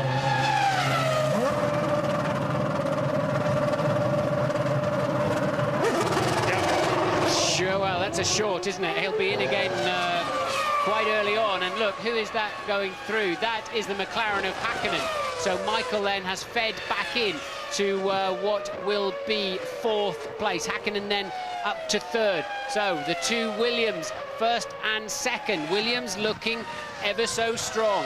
Yeah, they are, aren't they? They really are. Some long faces over the weekend, but you just get the feeling that Williams, they were saying, paying lip service. You heard Ralf Schumacher in the introduction saying that Michael was on a planet of his own, as you see Juan Montoya just locking up that tyre there. But in fact, Williams have been quite confident themselves throughout the weekend. Montoya particularly confident. He really is riding on a crest of a wave at the moment. Feels that the car is performing the way he wants to. He's got a handle on Formula One. He's got supremacy over his teammate, and he's on the attack. How far behind him is his teammate, Ralf Schumacher? The answer, 5 seconds. And we're working on lap 19 now. So when are Williams going to make their stop? Only 2 retirements so far then. Raikkonen and Alesi, of course. Raikkonen spinning off after his car bottomed out in the long uphill left-hander of the Dunlop curve, and Alesi collecting him up on the way through, sort of spinning off or crashing off in sympathy. The only 2 cars out of this race. So 20 runners remaining. Now we know a bit now, don't we, Martin? Same from last year. Do you remember when Häkkinen made the first stop and he blinked first? We saw how much fuel went into that car. Now we know how much fuel Michael Schumacher's got in the car and how far he can go on it. So Louise Goodman has some news for us, though. Well, yes, I was going to try and catch a word with Kimi Räikkönen, who you were just talking about, after that massive shunt which ended both his and Alesi's race. Ironically, Kimi was one of several drivers who came to Jean on the grid to wish him luck in his last race. As we saw, that all came to naught. No sign of the Sauber driver, though apparently he's been taken off to the medical centre, complaining of head and neck pains. Now, we saw him walk back to the pit area, so obviously not too bad, but I'll try and bring you some more news on that and get you updated. Thank you, Louise. Well, we reckon about 18 laps worth of fuel went into that Ferrari of Michael Schumacher's. So, bearing in mind he stopped on lap 17, well, you get an idea of when he might come in again. But, of course, Williams know that information as well now, and they can use it. Jacques Villeneuve, though, in the pits. Yes, they'll have to put a lot of fuel in Michael when he comes in next time if he's going to make just one more stop in this Grand Prix, which surely is the right decision. It'll leave him a bit heavy at the end and a bit sluggish, but he'll need track position. And Ralf Schumacher then about to lap what must be Frentzen and Verstappen, I think, fighting over 17th and 18th. A long way down, they've both made one pit stop, and there is Michael then with Häkkinen, of course. So Michael Schumacher was 0.4 of a second behind over the finish line last time around. Looks about the same now, doesn't it? Michael getting held up behind the McLaren. That has not worked out well for him. Both Ferraris are stuck behind both McLarens at the moment because Barrichello is also stuck behind Coulthard, and so close coming out of the chicane down the hill. Surely Michael's going to have a good stab down into turn one, and we know he's blindingly fast down there. Will Häkkinen give him any space at all? And the answer is no way, thank you. Might be my last Grand Prix. You might have been my arch enemy in the last few years of my Grand Prix career. You are not coming through, mate. Great stuff by Mika Häkkinen. What a fighter. There are plenty of people in the Formula One paddock who believe we have not seen the last of Mika Häkkinen. He had a press conference yesterday in which he said that he would love, believe it or not, to see his son Hugo take up kart racing in the future. He wants a Häkkinen dynasty, and he wants more Formula One championships and all the rest of it. Williams, though, getting ready. This is lap 21, so quite an early two-stopper for Williams, and look at how tired those tyres are already, just going on to the car for the next stint. Well, remember in Belgium, Benetton also, and Häkkinen running wide. Will Michael get a run up the inside? No, it enabled him to get on the power, even though he was wide, get on the power quite early and keep defending that position. So Michael then losing time at this stage of the Grand Prix. Häkkinen clearly in a slower car, but defending extremely well. And a stop-and-go penalty for Enrique Benoldi, which we might see him take at some point, but at the moment we're focusing on this battle for third place between Mika Häkkinen and Michael Schumacher. Montoya still leading the race by now 6.7 seconds. He's pulled out an advantage over Ralf, and this is why, because he was the first of the two Williamses to make the stop. Ralf Schumacher now leads the Japanese Grand Prix, the third different leader we've had this afternoon. How many more will we get? I was saying, remember, Benetton left their front tyres on in the Belgian Grand Prix, their front Michelins, but they're changed for Williams. But they look very second-hand, don't they, already? And as expected, about 8 seconds worth of fuel then. So clearly a two-stopper, but look where he comes back out. It is behind Häkkinen, isn't it? And why is that Ferrari down the road like that? Why is Michael Schumacher? So was it Schumacher and Häkkinen? Oh, no, that's Schumacher and Häkkinen. It must have been Coulthard and Barrichello then, that he's just got out behind Coulthard and in front of Barrichello. Yes, indeed. Rubens Barrichello, 2.9 seconds behind David Coulthard. So that's where he's slotted in fifth place. So Montoya down to fifth. Ralf Schumacher up to first. Formula One race. I told you it was going to be intense this afternoon, didn't I? Oh boy, got a long way to go as well. There's another 32 laps to go in this Japanese Grand Prix, and everybody's got at least one more stop to make. Ralf Schumacher has 2 more stops to make. Don't forget, though, that he was nearly 7 seconds behind his teammate when Montoya made that stop. So that's what he's got to make up now if he wants to have a chance. How much fuel has the German driver got on board? We're going to find out shortly. Meanwhile, Häkkinen and Michael Schumacher nose to tail. Coulthard. Louise is down there with Kimi Räikkönen now. I am indeed. Kimi, first of all, I know you just been to the medical centre. How are you? Yeah, I'm okay. I had a little bit headache and a neck is a bit sore, but otherwise it's fine. Tell us about that accident. No, it's just suddenly I lost all the I haven't seen the slow motion, it's difficult to say, but somebody told that the rear just slipped away and I just lost all the grip on the rear and spun off. Bad news for you, but also bad news for Jean. Yeah, well, that's racing and it's happening something. Thanks, Kimi. So he's had a lot of big shunts recently, hasn't he? He went at a big one in Monza in practice, and several incidents for Raikkonen recently, and I'm afraid that's the reality of Formula One. They may seem only 30 miles an hour faster everywhere than your in the corners than your Formula Renault, but they've been hurt when they hit the wall. Unfortunately, I can tell you that from a lot of personal experience. But this is Barrichello then, who is chasing down Montoya. We think Barrichello's got to stop twice more, Montoya just the once more. So that emphasises how good it's looking for the Williams team. It really is. It's come to them. The way Grand Prix racing can start to look as though somebody has the upper hand. He just drove over the bump there, which Raikkonen crashed on. You could feel the camera just shaking as he went over it there. But you can see the pendulum swings in modern Grand Prix racing. It's fascinating. You'll never be sure. But meanwhile, the Williams mechanics are now ready for Ralf Schumacher. This is lap 23. He's bang on target for a two-stopper. Yeah, classic, absolutely perfect two-stop strategy to come in at the end of lap 23. And just mind-blowing how they changed direction in the Formula 1 cars now with the softer tyres they're running this year and the way they've developed the cars.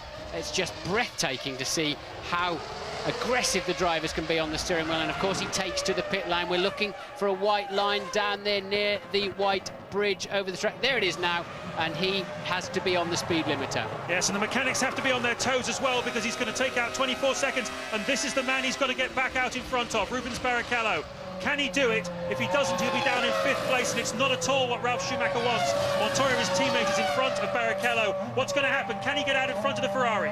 No chance. Montoya goes past now, Barrichello goes past, but don't forget Barrichello has to stop a second time.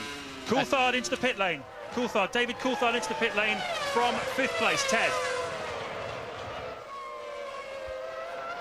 Coulthard surprising even Ted, then hopefully he didn't surprise the McLaren team. I'm sure he didn't, because to say again, that is the optimum time to run this race, to stop for the first time at the end of lap 23.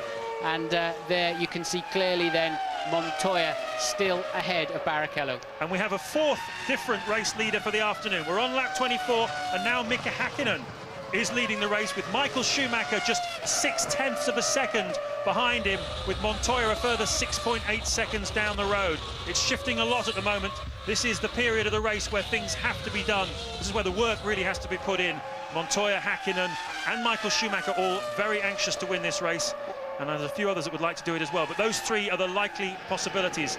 Coulthard has pitted. Häkkinen still has to come in. He's the only one of the front runners still to make his stop. But you're looking, though, at the battle for 3rd place between Montoya and Barrichello. I think that's a bit out of date, that computer readout on your screen, because Ralf Schumacher has, of course, pitted and is now behind these runners. It takes about a lap for the computer to catch up and sort itself out. Montoya kicking up the dust in 130R. Rubens has that tighter line under braking on the way in, and that will be Häkkinen, your 4th race leader of the afternoon, pitting for the first time. Ted Kravitz. OK, yes, you've got me now this time, Martin. This duel between Mika Häkkinen and Michael Schumacher, the old rival, suspended for just a moment now as Mika Häkkinen comes rocketing into his pit box. A brand new set of Bridgestones go on. The fuel hose is on, no problem. A very worn set of Bridgestones off. He lights up the rear tyres and he's off. What's the time? It's a good stop. 7.6 seconds is the time, Ted. So, yes, a very good stop for McLaren, and that will keep Häkkinen clearly ahead of David Coulthard. So, we now think Michael Schumacher leads from Montoya and Barrichello. Tai no, palautuuko vauhti sille tasolle, mitä se olikin? Siinä järjestys siis 24 kierroksen jälkeen.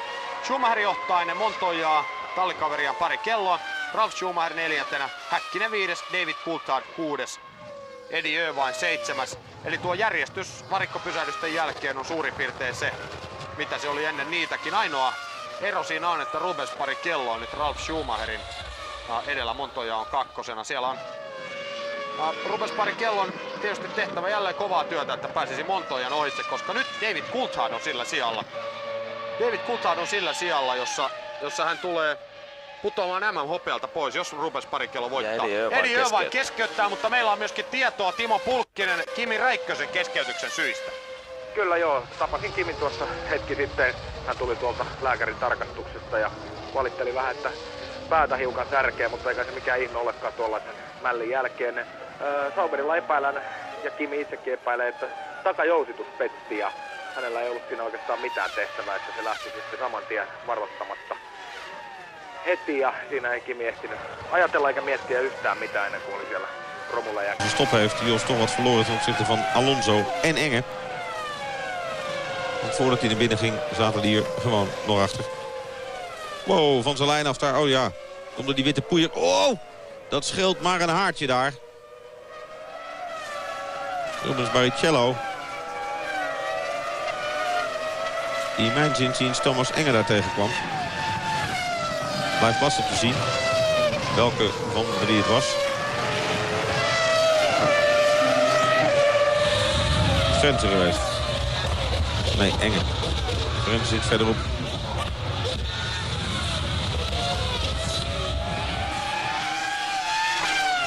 Hoe lang duurt het voordat men een tweede stop gaat maken? We zitten nu in de 25e ronde. Het klopte van die berekeningen bij de heren van Ferrari.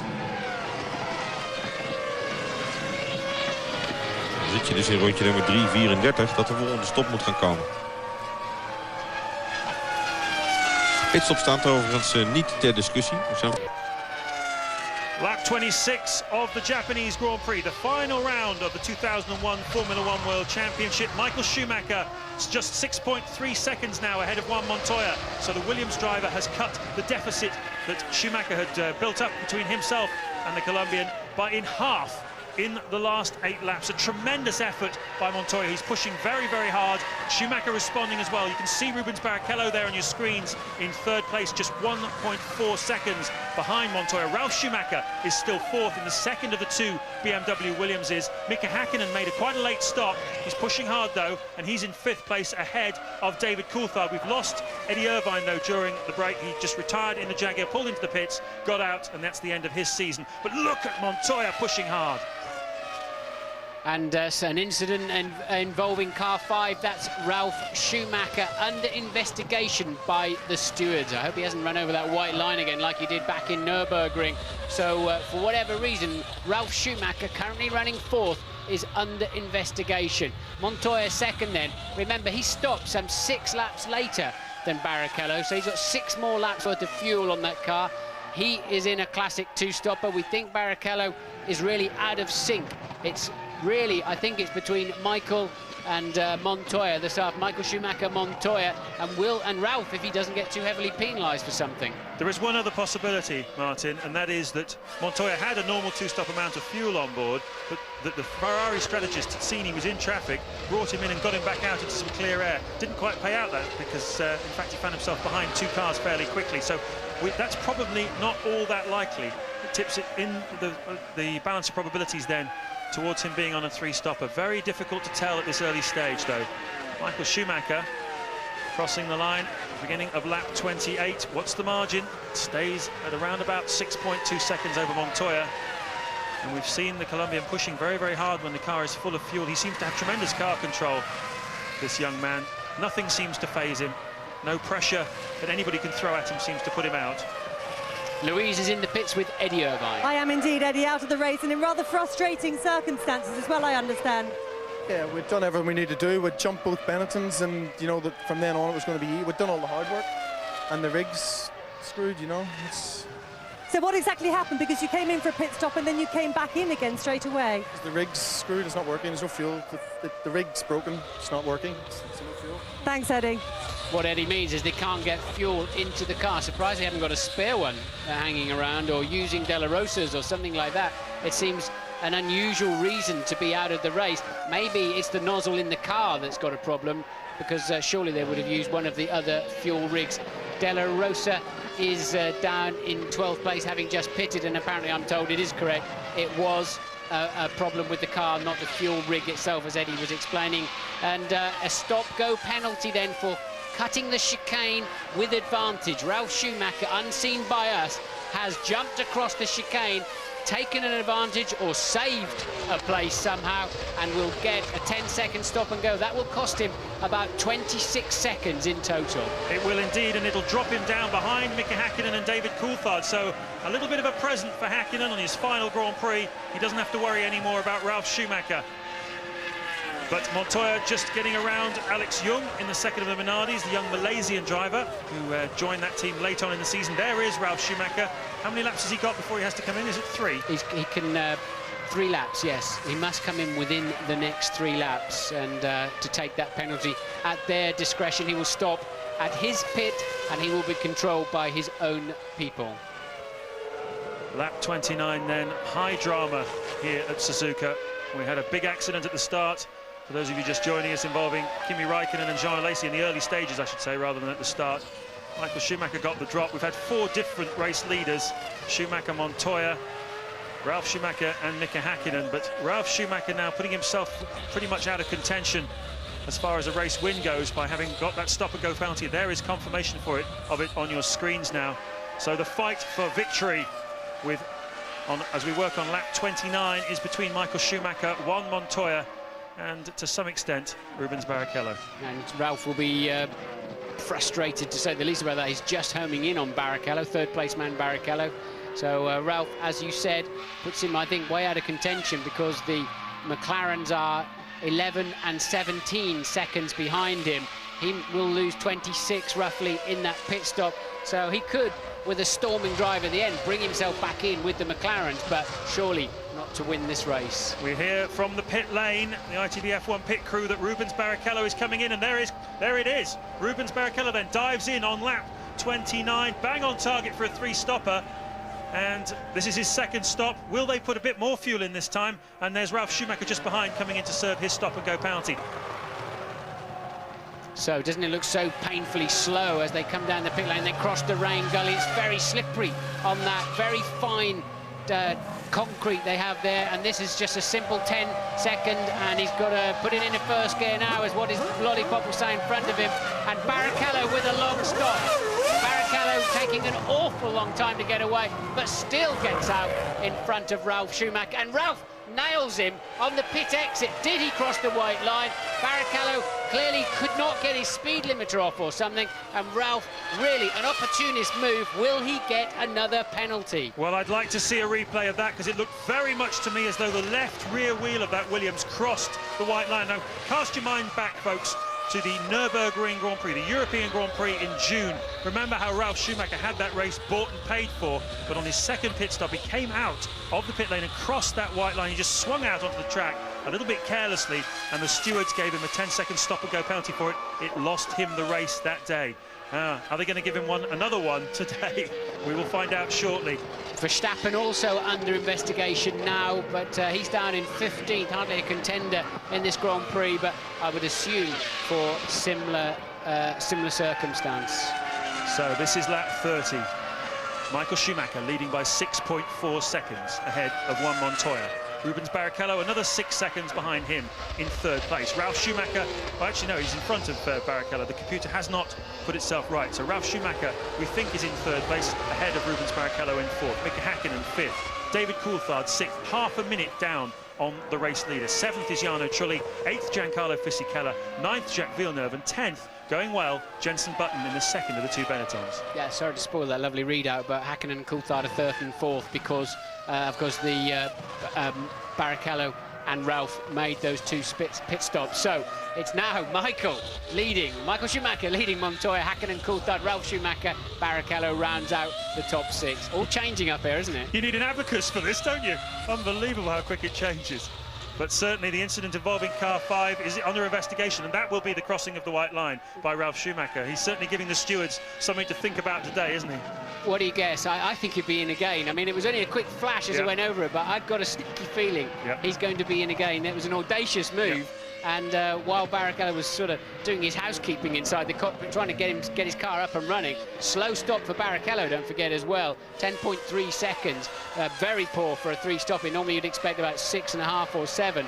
And there then is the gap from race leader Michael Schumacher down to Montoya, and it's staying, isn't it, around the around the early 6s, although again I think that information is way out of date too. It's very hard to keep on top of what is actually happening here in Japan. It's all changing so very, very quickly. We've had 4 different race leaders. We've had gaps going up and down and shifting all the time. Many people are on different kinds of strategies. 3-stoppers, short 2-stoppers, long 2-stoppers, you name it. We've got it all this afternoon here at Suzuka. Montoya, though, bearing down on Michael Schumacher. And let me ask you a question, Martin. Ralf Schumacher then, 2 mistakes, clearly both of his own mistakes. First one going straight on at the chicane as you look at Ferrari team strategist Ross Brawn. The second mistake coming out across that white line. What does that say about his state of mind? Why is he making those mistakes? Desperate Dan. 2 words, really. I think he's really getting rattled by this man, Montoya, who really has been showing him the way in a similar car in the early stages of his Grand Prix career. And Montoya, the gap still 6.5 seconds to Michael Schumacher. Lap 32. Michael Schumacher 6.5 seconds in front of Juan Montoya as the Williams strategists try and figure out how to get in front of him. Häkkinen 3rd, Coulthard 4th, Ralf Schumacher 5th and Barrichello in 6th place. Ponin tilalle. Niin. Ja Minardille olisi puolestaan tuossa Mark Webber, joten tässähän näitä riittää. Kyllä näitä tietenkin kuskivalintoja ja puheita on paljon tässä vaiheessa kautta ja tietenkin Pattoni on nuori kaveri ja tämä kausi on ollut huono, että en tiedä, aika nopeita ratkaisuja tietenkin siinä mielessä. Kyllähän Fisichella on ollut nopea tänä vuonna ihan ehdottomasti paljon nopeampi kuin Pattoni ja pystynyt näyttämään se joka paikassa, että siinä mielessä kyllähän Pattonin asema on vähän uhattuna. Nyt on paikka Rubens Barrichellolla. Siellä on hitaampi pyörimässä nyt vähän edessä ja näin ollen Rubens Barrichello hyötyy tästä selvästi enemmän kuin hänen edellä ajava Ralf Schumacher. Miha Schumacher ajoi hetki sitten nopeamman kierroksen, mutta tämä kierros menee jälleen 0,4 sekuntia hitaammin kuin Montoyalla. Ero 5,8 sekuntia, joten nyt se pyörii tuossa aika tasaisesti 6 sekunnissa. Ja nyt pääsee erittäin lähelle Rubens Barrichello ja ottaa jälleen tuo sisämälinja ja painaa ohi. Kyllä, Rubens Barrichello menee ohi vai meneekö? Ralf Schumacher ehdottomasti tultava. Nyt on tultava stop and go. Tuosta jos ei tule, niin sitten ei kyllä tule mistään. Ellei sitten Ralf Schumacher ymmärrä päästään Rubens Barrichelloa. Voit se näyttää sieltä brassi, että johan on markkinat ja vielä peittelee, mutta päästään ohi. Päästään ohi, näin se pitää tehdä, hienoa. Nostamme hattua Ralf Schumacherille, joka älysi tilanteen ja näin ollen menettää asemansa tuossa paikassa. Hyvin oli kyllä erikoinen ratkaisu Ralfilta, ettei päästänyt aikaisemmin. Tuossa paljon enemmän menettiin aikaa kyllä tossa ohituksessa, kun olisi päästänyt saman tien ohi ja jatkanut perässä, niin sikanin jälkeen niin se olisi ollut kyllä huomattavasti helpompaa tämä homma. Kyllä, mutta osoitti pelimiehen merkkinsä tuossa ja tajusi tilanteen. Ilman muuta stop and go tulee. Ferrari kun on tilannut lippiksi ja on näköjään tullut tuplamäärä lippuja, on pitänyt kiinnittää tuonne takaraivoon. Lippistoimittajalle sattunut laskuvirhe paholla. 5,8 kärkikaksikon ero. Vain 21 kierrosta enää jäljellä. 21 kierrosta jäljellä. Häkkinen 18,5 sekuntia. Tässä tämä tilanne uudestaan. Ja Rubens Barricellon toinen ohitus jo tässä samassa paikassa. Ja ollaan puhuttu vähän, Rubens Barrichelloa ollaan pidetty tuollaisena vähän ehkä löysänä kuljettajana, mutta kyllä tämän päivän ohitukset ovat olleet kisan ylivoimaisesti parhaita. Hienoimpia ohituksia. Yksi ohitus siellä nopeassa vasurissa, sitten yksi tässä ja nyt toinen periaatteessa ohitus Chikaanissa, ainakin sinne sisälle työnnetään. Ja tietysti se kertoo sen, että kyllä Formula 1:lläkin pystyy. For crossing the white line, yet again jumped the chicane and kept a position. So Ralf really in trouble this afternoon. That was a fabulous move by Rubens Barrichello. He's certainly on top of his game at the moment. But Ralf Schumacher has so much to answer for in front of the stewards a little bit later on this afternoon. Louise Goodman, what can you tell us? Well, I just popped my head into the Williams garage to see if they were indeed expecting a visit to the stewards for that overtaking move. Appeared like a complete no-brainer, but according to the Williams guys, Rubens Barrichello actually backed off as he was exiting the pit lane, so Ralf was really forced to overtake him to avoid going into the back of him. Martin, you're pulling a funny face. Yeah, because I'm laughing. It's that's a good one. He backed off. Yeah, sure. But I think Ralf, by Rubens getting through in turn 1, Ralf might just get away with that. But he's still under investigation anyway for crossing the white line on the way out of the pits. But it's a question of they would say that, wouldn't they, I think. And Jarno truly pitting. He was in 9th when he went in. Villeneuve's up there in 8th place now, having a reasonable afternoon quite quietly. Jenson Button is in 10th place, again having a tidy afternoon, but teammate Fisichella up in 7th. Nick Heidfeld just on the bottom of your screen in the second of the two. Sauber's rejoining after his second pit stop. He's down in 11th place. We're looking down at Juan Montoya. And Ralf Schumacher had a bit of a roasting from Frank Williams and Patrick Head after the American Grand Prix. He was seriously underperformed there on a two-stop strategy. All weekend, the team had said he wasn't really at the races at all. And they had a very serious set too. Interestingly, though, this weekend, in the press briefings that Frank Williams and Gerhard Berger of BMW have given, they've said that they've really backed Ralf up going into this weekend, because most of the media are really talking up Juan Montoya at the moment. In fact, I think everybody who loves Formula One is talking up Juan Montoya and talking down Ralf Schumacher. Very interesting to see the support there from Williams. As you can see, the back markers just making some passes amongst themselves. The support from Williams towards Ralf Schumacher. Lap 35 then. Michael Schumacher leading Montoya. The gap stable at 6.6 seconds. Nothing, it seems, the Colombian and the Williams can do will get him closer to the reigning world champion. Hakkinen third, Coulthard fourth, but they're 26 seconds down the road. Yes, but that fourth place is all Coulthard needs to secure second in the world championship, especially with Barrichello running behind him. And they've all got to make one more stop yet. I'm still convinced they can fuel Michael to the end. Rubin stopped too early on lap 15 to make that happen, in my view. But again, a reasonable stop for Villeneuve then. His second of the afternoon. He came in from 8th position. If things stay as they are, just looking at the other scores that need to be settled here this weekend, as you can see, Villeneuve blending back in right in front of the race leader, Michael Schumacher, who hopefully will smartly get out of the way. Indeed he does. And Schumacher then about to lap everybody up to Jarno Trulli, would you believe? Trulli on a three-stop strategy as well. And certainly the three stoppers this afternoon do not seem to have had the advantage. But if everything stays the way it is, just talking about the championships and scores being settled, Sauber looks set to finish in 4th place. We saw Nick Heidfeld a moment ago. Pretty good effort this season by the Sauber team. And no threat at the moment from BAR or Jordan, who are the two teams that had a potential opportunity to get ahead of them. Now then, what's the news? 10-second stop-and-go penalty for car 14.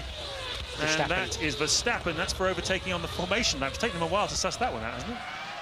Certainly has, hasn't it? That's all of 36 laps ago. So good effort there by somebody to obviously been scratching their chins on that one for a long time. I don't know why it's taken so long. I thought there was a time limit on when you could get a penalty like that. I thought it was 20 minutes, actually. I'm sure Verstappen feels the same. I'll tell you what they've been doing. They've been wondering what Ralf Schumacher's up to for most of the afternoon, haven't they? Yeah, that's true. They've had a lot to entertain them. They've been behind closed doors, haven't they? So Benetton then ready for a Fisichella pit stop. He was 7th when he came in. We haven't seen the race pace we probably expected from this Benetton compared to their stunning 6th and 9th on the grid, of course, but a reasonable stop. And this then is surely Michael's second stop and final stop, hopefully, of the afternoon for him. And approaching the pit garage. It's a long pit lane here in Suzuka. It's quick in. It's a long way down, and they've flipped it around this year, so the front runners are all down at the far end. And of course it is Michael Schumacher. What are they going to do about this? I think they're going to have to put a good 9 seconds worth of gas in it this time around. Otherwise he'll be going for a splash and dash at the end. Well, no, that's enough. That's about 50 kilos of fuel, I believe, that's gone in. Is he going to rejoin in front of the McLaren? He can't cross that white line, and Hakkinen sweeps through into 2nd place. Michael Schumacher then down to 3rd. Juan Montoya is once again the leader of this race.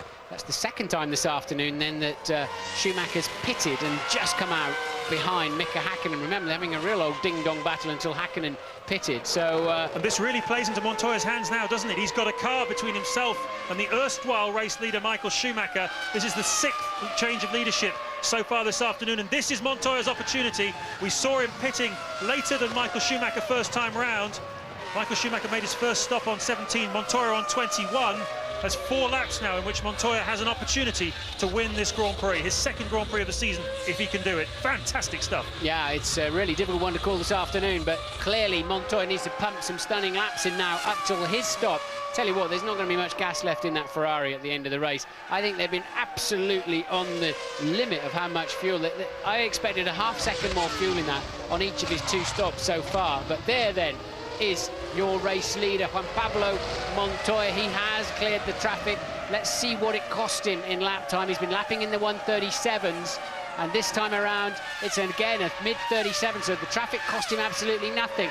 Montoya needs to put in 4 or 5 stunners now, and he can win this race. He really does. We're waiting to see what the gap is between him and Michael Schumacher when Schumacher crosses the line this time, because that'll give us an indication of whether he already has enough time to make that stop, or exactly how much he's got to make up in order to make it stop. 21 seconds at the moment Montoya has. He's going to need 24 to safely come in and make a stop. That's the target. A lot of traffic though, and I'm hearing that Williams are coming out into the pit lane. We think it could be for Montoya because it's not working out. When he needs clear track, he's already passed one car. Here's another now. It didn't cost him much time, but there's yet another Jordan in front of him. So maybe they're going to play a tactical move and bring him in slightly earlier. A moment ago, Martin, I'm sure I heard you say you expected to see a half-second more fuel going in. I mean, half seconds are what we talk about on racetracks in terms of what you need in qualifying. We talk about refueling, I mean, that really is marginal, isn't it? It is, but you're talking of, what, 12, 13 litres per second of fuel flowing in. But I just expected a 9-second stop that time around. But you don't know how much Michael had in when he started the race, but he quite clearly stopped earlier than any of the other 2 stoppers. But Montoya then has cleared the BAR. We saw that happen, has not cleared the Jordan. Will have to go through the chicane, and the pit entry is just on the exit and bouncing across the curb. He knows he's got to get on with it, and that's a frustrating time for him. Ted is down there. So, Martin, Williams' hopes rest on this man, the Colombian Juan Pablo Montoya. He needs to now deliver a result for him because of Ralph's crazy day. I haven't seen him in the pit lane. Here he is. No, he comes into his box, stops well, the tyres are well worn, and the fuel hose is on. There's no problems there. Another set of scrubbed Michelins on for that. The fuel hose is off as McLaren are ready now. Juan Pablo Montoya away, and expect McLaren in very shortly. But out in front goes Michael Schumacher again, retakes the lead for the 3rd different time this afternoon, but at least Montoya gets out in front of Häkkinen. So Montoya maintains his 2nd place, but unfortunately for him, he wasn't able to capitalise on that opportunity. Yes, so Michael does lead. He was behind Häkkinen on the previous lap, but Häkkinen has also pitted. So Michael then back in the lead of the Grand Prix. But he, Michael then clearly has maintained that advantage. He has indeed. It was Coulthard that Montoya emerged in front of, although it was Häkkinen going into that lap who was behind Michael Schumacher. In fact, he dived into the pits as we saw, so it's all shaking out here. We said Grand Prix racing was boring. Another rip-off came off there for Michael Schumacher. I saw Montoya pulling at one, coming down the pit lane. When you're going slowly, you have to be so careful that doesn't get sucked into your airbox and it sits on the filter and can hamper the rest of your afternoon. You have to be very careful when you get rid of those rip-offs, especially at low speed. So how is it all going to shake out? The only one of the top 4 yet to make another pit stop is David Coulthard.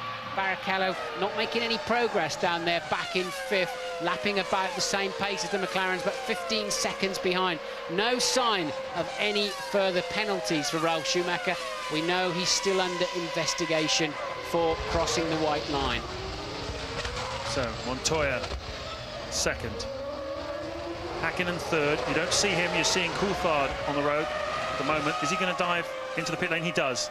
So that will put Häkkinen back into 3rd place. So David Coulthard out of position due to the fact that he hadn't made his 2nd and final pit stop.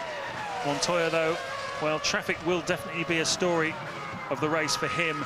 He could have had an opportunity to win this race, but so many cars in front of him when that opportunity presented itself. Coulthard in there. Right, so Montoya then, he was 6.3 down when this pit stop series started, and now he's 5 seconds behind leader Michael Schumacher. He couldn't go far enough to make the difference. Ralph in then for his 2nd and final stop of the afternoon. As I said, no sign of any further penalties from him.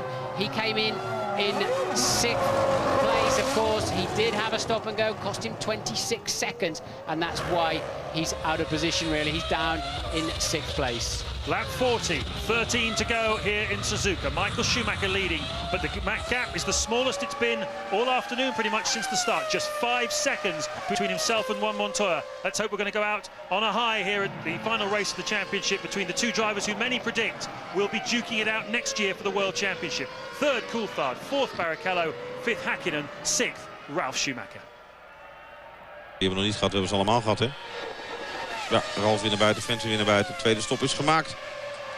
Eerste stops kwamen vroeg, tweede stops dus nu. Is er nog iemand die misschien aan het einde van de rit nog even kort moet? Ik denk het eigenlijk niet, hoor. Laten we daar heel reëel in zijn. De enige die nog niet gestopt heeft van het rijtje is de La Rosa. Maar die stopte de eerste keer natuurlijk ook extreem laat. Dus is dat niet zo vreemd. Voorlopig heeft het hem weinig gebracht. Hij ligt op de 12e positie. Schumacher leidt voor Montoya, Coulthard, Barrichello, Hakkinen en Ralf Schumacher. Jos Verstappen teruggevallen naar plaats nummertje 18. Siinä näkyy ruudussa tilanne kärjessä. 6,4 sekuntia. Kärkikaksikon ero. Schumacher siis vetäisi 1,5 sekunnin. Tai vetäisi 1,5 sekuntia kaulaa lisää Montoyaan äskeisellä kierroksella. Oikeastaan 1,4 sekuntia. Ja hän ole 6,4 on tuo ero. Rubens Barrichello ajaa kilpailussa kolmantena. Hänen ero Montoyaan 13,2 sekuntia. Neljäntenä on Mika Häkkinen. Ero Rubens Barrichello 4,3, joten siinä on vielä teoreettiset mahdollisuudet palkintokorokepaikkaan. Häkkisellä äsken oma kilpailun nopein kierroksensa 1.37,2, mutta se on vain 10 nopeampi kuin Rubens Barricellon. David Coulthard on kilpailu viidentenä, Ralf Schumacher kuudentena. Ja kyllä tässä selvästi on nähtävissä se, että silloin kun kolmen kärkitiimin autot toimivat, kellään ei ole teknisiä ongelmia eikä muitakaan ongelmia, niin stop and go -rangaistuksesta huolimatta 6 kärki miehitetään näiden tiimien kuljettajilla. Ralf Schumacher on siis 6. Joo, edelleen, vaikka pitää yksilömääräinen stoppi tehdä, niin on edelleenkin pisteissä ja tietenkin se on. Siinä se näkee, että kyllä nuo kärkitiimit ne menee niin omaa luokkaansa. Kyllä muilla tiimeillä on paljon työtä edessä, että pystyy siihen onnistumaan. Ja Ferrarilla valmistaudutaan. Kyllä pysähdykseen. Schumacher sieltä ei siitä tietenkään tule, mutta Rubens Barrichello. Rubens Barrichello on tämä kuljettaja, joka sieltä tulee sisään. Ja se tarkoittaa sitä, että Mika Häkkinen nousee kilpailun kolmoseksi. Ja samalla myöskin se tarkoittaa kyllä ehdottomasti sitä, että tämän vuoden MM-sarjan hopea tulee viemään David Coulthard, kun vain 12 kierrosta on jäljellä. Barrichello on siis liikkeellä 3 pysähdyksen taktiikalla. Welcome back to Suzuka. Lap 42, just 12 laps remaining. And this race still up for grabs between Michael Schumacher and Juan Montoya. Although you have to say Michael Schumacher has eked out the advantage a bit by 1.7 seconds. Meanwhile, Rubens Barrichello in from third place for his third and final stop. A decent stop by Ferrari. He blends back in again, down in around about 5th place, I think, maybe 6th place. We'll find out when the computer sorts itself out. There's Mika Häkkinen. Now he's promoted to third place, a podium position possibly on his last Grand Prix outing for a little while. He's been on the podium here for the last 6 years, Mika Häkkinen. Is he going to make it 7 in a row? A terrific drive by him today, but unseen really to a large extent by everybody else. Led the race very briefly during Michael Schumacher and Montoya's pit stops. Never quite a contender for victory, but going well in third place. Yes, but some 23 seconds down, and of course the two McLarens 1.2 and 1.5 away from Michael Schumacher's pole position, so they've got to play catch-up this winter, and somehow the other teams are going to move forward as well, so a lot of work to do for McLaren and Mercedes-Benz to close that kind of gap. I know they're doing a lot of work on that, and there's a good chance they can find a big chunk of that. And Häkkinen then, look, 16 seconds away from second place Montoya. Not a bad afternoon.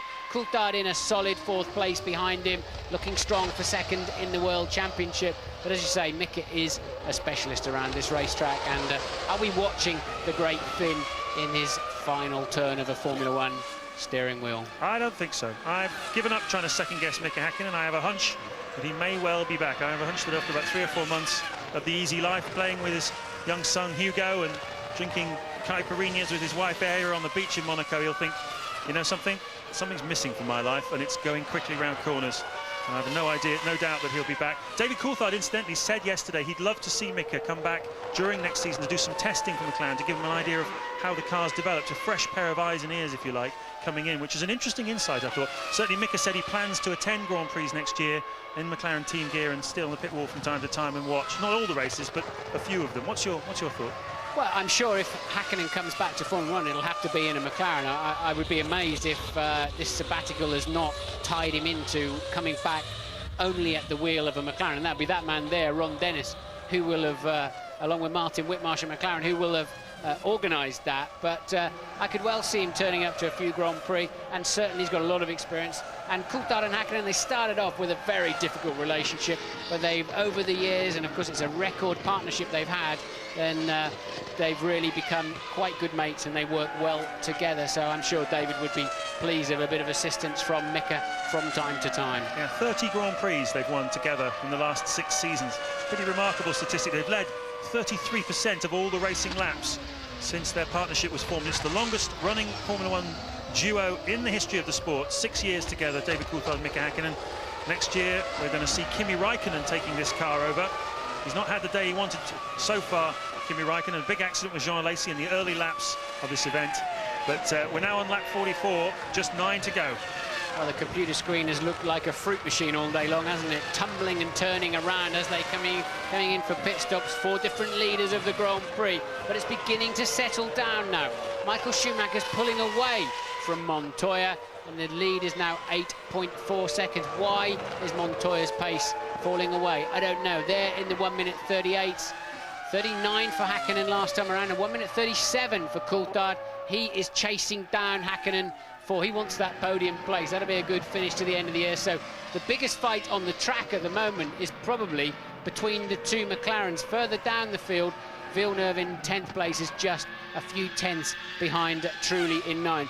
But another disappointing race for Jarno Trulli, wouldn't you say? Yeah. Really does not inspire you. It's almost like he paces himself in a race. Why can't he show that blistering speed of qualifying for 53 consecutive laps on a Sunday afternoon? That's what he's paid to do. He's off to Benetton, and I'm sure Briatore will be no more pleased than Eddie Jordan if he doesn't deliver up on race day. Yeah, there's a lot expected of him in the team, which is going to be cool come Renault next year. Benetton, of course, bowing out here in Suzuka, and next year it'll become Renault, and Trulli expected to really come up with the goods. As you say, he seems to have these lapses of concentration during the Grand Prix, but you're looking though at Juan Montoya just taking 0.4 of a second out of race leader Michael Schumacher, but only with 9 laps remaining, Schumacher can afford almost to give away a second a lap to the Colombian and still win this race. Well, 10 out of 10 for trying, Juan Pablo. You really have given us some superb entertainment. Look at that.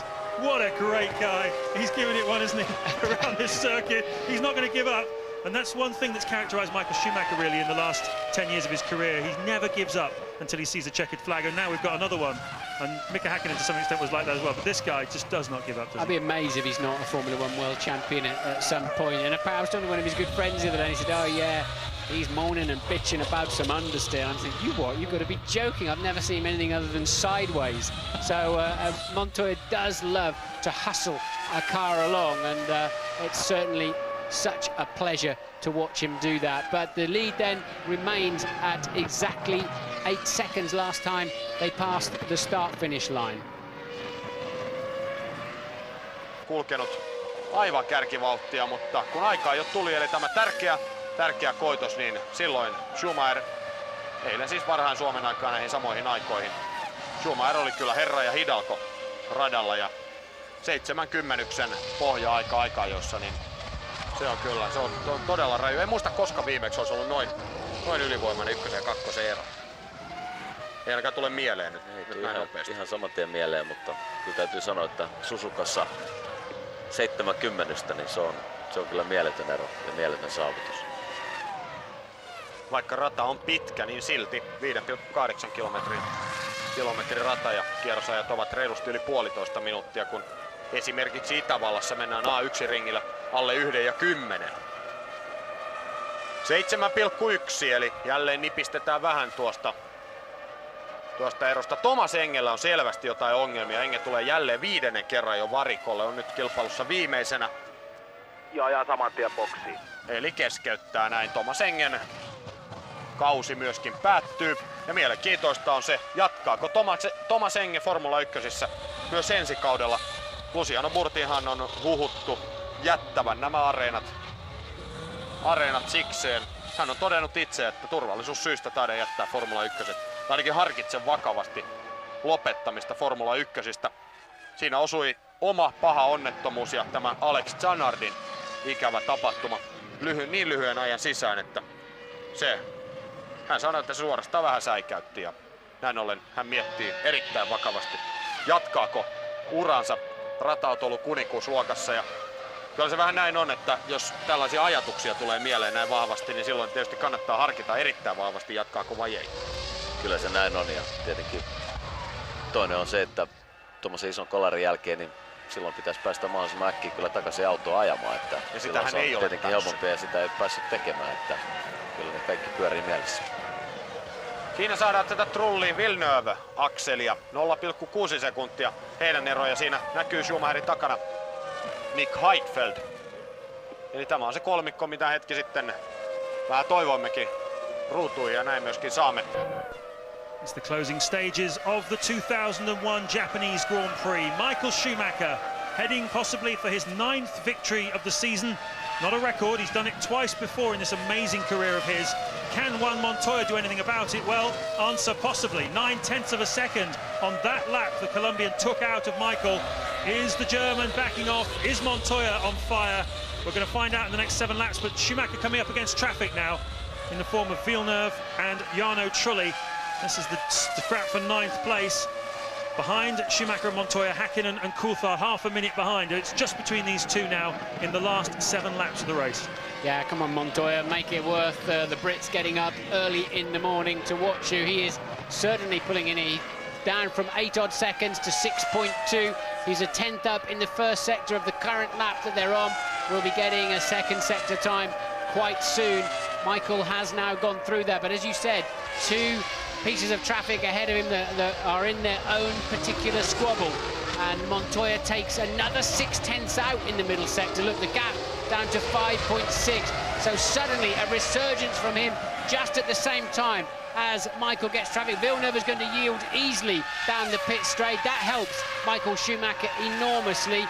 And now he's broken that squabble up. He should easily clear the Jordan of Trulli as well. So Montoya 5.4 seconds behind as he went over the line. Can he be more aggressive through the traffic than Michael Schumacher? It's hard to believe us even saying those words, because nobody in the last 10 years has been more aggressive through traffic than Michael Schumacher, ever since Ayrton Senna was sadly killed in '94. But look at that, just carves his way around the outside. A fair degree of compliance, though, from Jarno Trulli, you have to say. Will he be as compliant when Montoya comes through? Montoya has 3 cars to pass as Villeneuve tries to take advantage of Trulli's generosity. That's the battle for 9th place, with Heidfeld also in the scrap now. Look at that. 2 more great scraps on the racetrack. 3rd place man Häkkinen just half a second ahead of 4th place man Coulthard. 5th man Barrichello just 0.8 ahead of Ralf Schumacher, who appears to have got away with all of his earlier misdemeanors. Was that Fisichella slowing down from 7th place? I believe it was. They just sailed past the Benetton. It could have been Fisichella or Button. Could have been either of them. Yes, they're 7th and 8th, so could have been either one of the 2 Benettons. Button has had a decent afternoon, lapping just at the moment 2.2 seconds behind Fisichella. Which one of those Benettons did we see trailing out of the corner of the picture? And there is Montoya then coming up to those 3 cars he must lap with great urgency. It's going to be a showdown finish here at Suzuka. Juan Montoya is pushing as hard as he possibly could. Took 9/10ths of a second out of Michael Schumacher through the traffic on that lap. 5.4 seconds the gap. 5 laps remaining. Can he get through those 3 cars better than Michael did? Can he close them down? Because Schumacher has more traffic ahead of him. It's a real edge of the seat finish to the Formula 1 Championship. Look at the brake disc just glowing bright red. He's pushing very hard. 5.1 seconds and 3 back markers. That's the problem. And he's meeting them in the snake through 3, 4, 5, 6 and 7 turns. And then this is not a good part of the racetrack to catch traffic, no doubt about it. You've got the 2 Degners ahead of you at the top of this hill, then underneath the flyover into the hairpin. There is the sign that Michael Schumacher has just received, but this is the view ahead of Juan Pablo Montoya in terms of 3 cars to lap. And Coulthard has passed Häkkinen, or he was alongside him going on the pit straight, absolutely identical times, and it was indeed Fisichella pulling out of the race. Button up to 7th, and we think Coulthard has probably moved up to 3rd out of view of the cameras. So no podium for Mika Häkkinen on his possible Grand Prix finale, but here's Montoya. He's not finished yet. Well, the Williams team call him the Monster. Can he live up to his nickname when it comes to back markers? We're about to find out as Michael Schumacher goes into 130R for the 49th time of this 53-lap Japanese Grand Prix, and Montoya has got it down to 5.1 seconds. One down, 2 to go though on the traffic. See, he's only passed one of those 3 in a complete 3.6-mile lap of the circuit. So there are the 2 McLarens, the second one of which is now Mika Häkkinen, and I don't know if he has gremlins. Häkkinen was slow in Sector 1, he looks slow in Sector 2, so is Häkkinen going to have some kind of problem just at the end of what may be his final Grand Prix, but certainly his final Grand Prix for a while? Well, he may have only passed one car in that last lap, Juan Montoya, but he's got the gap down to 4.5 seconds. He took another 0.8 of a second out of Michael Schumacher, even though he had lap traffic to get through. Just listening there, Martin, were you? I was just listening. He doesn't seem to be really hard on it, does he? Häkkinen is losing an awful lot of time. He's lost half the pit straight in a lap to Coulthard, so either he's just backed off to give Coulthard the point, which is no longer necessary because Barrichello is completely out of play down in 5th place. That's the scrap for 2nd in the World Championship. It has surely gone Coulthard's way, but Coulthard then up onto the podium. And what is this battle here that we're looking at? It is a Williams... what are we looking at here? Ferrari. This could be is the Schumacher. battle between Barrichello and Ralf Schumacher. Yeah. That's the battle for 5th place. Yeah, half a second between them. You're right, it is Ralf who has been relentlessly moving in on Rubens Barrichello in the last few laps. Well, Ralf Schumacher lucky to escape with only one steward's warning and a 10-second stop-and-go penalty this afternoon. A variety of misdemeanours, one of which was clearly pardoned, which was when he seemed to cross the white line as these 2 cars with Barrichello in front emerged from the pit lane. We heard from Louise Goodman that the Williams team believe Rubens Barrichello lifted off as if he would deliberately lift off on the exit of a pit lane. Who knows what happened there, but Ralf Schumacher seemed to put a couple of wheels across the white line. Anyway, the stewards saw fit not to penalise him, and so it looks as though he will end up with a World Championship point for 6th place, but he's trying to get 2 by getting ahead of Rubens Barrichello. Meanwhile, the battle at the front, Michael Schumacher has increased the lead by 0.6 of a second, so he's starting to smell the victory champagne, feel a little bit more comfortable. He has not got the 26-year-old Colombian breathing down his neck as much as he did before. Sublime performance again from Michael Schumacher, but you have to say a sublime performance as well by Juan Montoya. 3 laps to go, Martin. A very difficult one, this. Who's your driver of the day? It's got to be Michael, hasn't it? I mean, a stunning pole, head and shoulders above anybody else. Led into the first corner, really a decent strategy. I think they covered themselves each way on a 3-stopper and a 2-stopper, stretched it out to us 2. We're sure he won't have to stop again. Well, it'd be amazing if he does. It'll be a real faux pas if he has to stop again. And what are we watching here? We're watching a replay of Villeneuve spinning in the final chicane, and that won't do his fight with truly any good at all. And I think he's now also lost out to Heidfeld. Heidfeld taking over 9, Villeneuve slipping back down to 10th. And now we have a 4th retirement in this race. Enger has pulled out of the race in the Prost. So Enger, Irvine, Raikkonen and Lacey, who crashed into each other earlier in the race when Raikkonen lost the car. Lacey had to go off the track with him in sympathy. So still 18 runners. Amazing, isn't it? But that often happens in the last race of the championship. Cars by now should be reliable if they're ever going to be. Got to add 2 more to that. Who one we've just seen in the pits. Of course, he's not showing us out of the race yet, but Fisichella is out of the race, and so is the 2nd Jaguar of Pedro de la Rosa. We think he too has pulled into the pits and out of the race. 2 laps remaining. Juan Montoya now 6 seconds behind the race leader Michael Schumacher. Can he do anything in the dying moments of this championship season? The dying moments of this race. 2 laps to go. Coulthard 3rd, 27 seconds behind this amazing scrap we've had this afternoon for the lead. Häkkinen, as we saw and Martin mentioned, just seeming to be losing some pace. Barrichello 5th, Ralf Schumacher 6th. Ted Kravitz is down in the pits. Yes, James, I have asked a couple of people at McLaren whether they've heard something over the radio, whether there was a deal between Coulthard and Häkkinen. They said they haven't heard anything. But if you look at Mika's lap time, it's okay. It's not great, but it's okay. So I'm not sure if he has got a problem. Could this be, I wonder, Mika's way of giving DC back a present on his last race for McLaren? That's Mika's last race for McLaren, for all those times DC's given Mika a present to help him with the championship. Well, it's possible, but I think Häkkinen would have liked to have been on the podium for his final Grand Prix, no doubt about it. He's lapping some 2.5 seconds off the pace. Maybe he just wanted to call it a day a couple of laps early because, as you say, he's still running, no signs of any smoke or any problems out of the car. So Häkkinen remains in 4th place with Barrichello and Schumacher. Ralph, that is, just 6 seconds behind him in 5th and 6th. Well, Martin said that the computer was acting like a fruit machine throughout this race as the places changed. We've had 4 different race leaders. Michael Schumacher has lost and regained the lead on 3 separate occasions as Montoya chips away at the advantage, but Schumacher led away from the start, very aggressive, sweeping across the bows of Juan Montoya, who was starting from the 2nd place on the grid. Rubens Barrichello made a bold move to get past Montoya, but he retook him for 2nd place in the early stages. A big accident on lap 5 between Jean Alesi in his final Grand Prix and Kimi Raikkonen, who's off to McLaren next year. Schumacher made his first pit stop on lap 17. It seemed early, we wondered whether he was on a 3-stopper, but in fact he was on a 2. We've had Montoya leading, we've had Ralf Schumacher leading, we've had Mika Häkkinen leading as well. We've had stop-and-go penalties from Ralf Schumacher, we've had drama, we've had excitement, we've had speed, and we've had a world champion who came into this race on top, who looks like he's going to go out of this race on top, because Michael Schumacher really has been the class of the field this year and this afternoon, hasn't he, Martin? He certainly has, and he's going to be just about double the points of 2nd place man Coulthard. I think that shows what I was saying earlier on in the programme.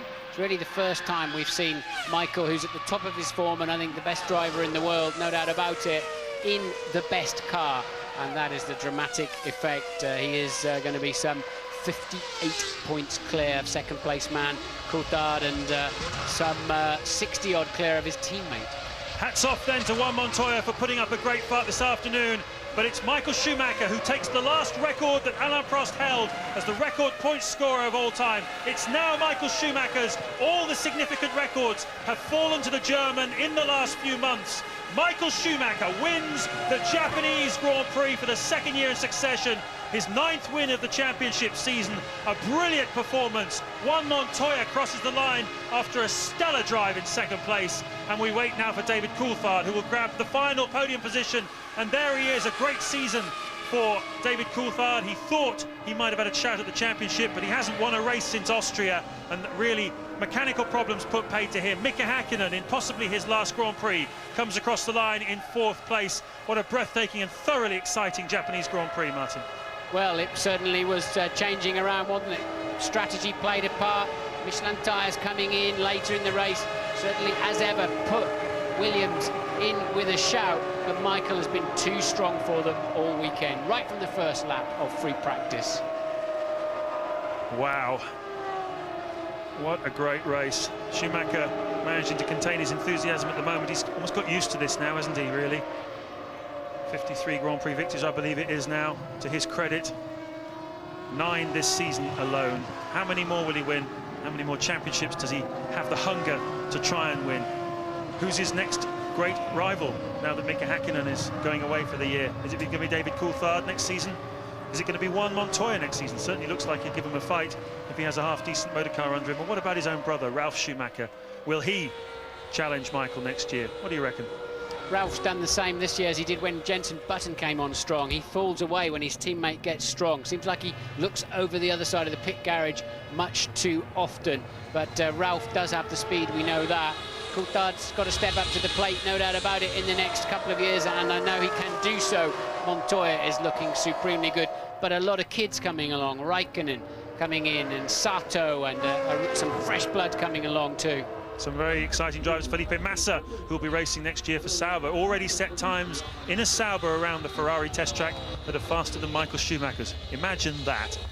There you have confirmation of the top point scoring positions then. Coulthard grabs that podium. Häkkinen, it wasn't to be on his final outing. Barrichello drove well today on arguably not the right strategy. He's basically ended up more or less where he started. In fact, he and Häkkinen have swapped positions. The big winner today from his grid slot was Coulthard, who started quite a way down. He's done well to get up to 3rd place. And his team owner, Ron Dennis, is down in the pit lane with Ted Kravitz.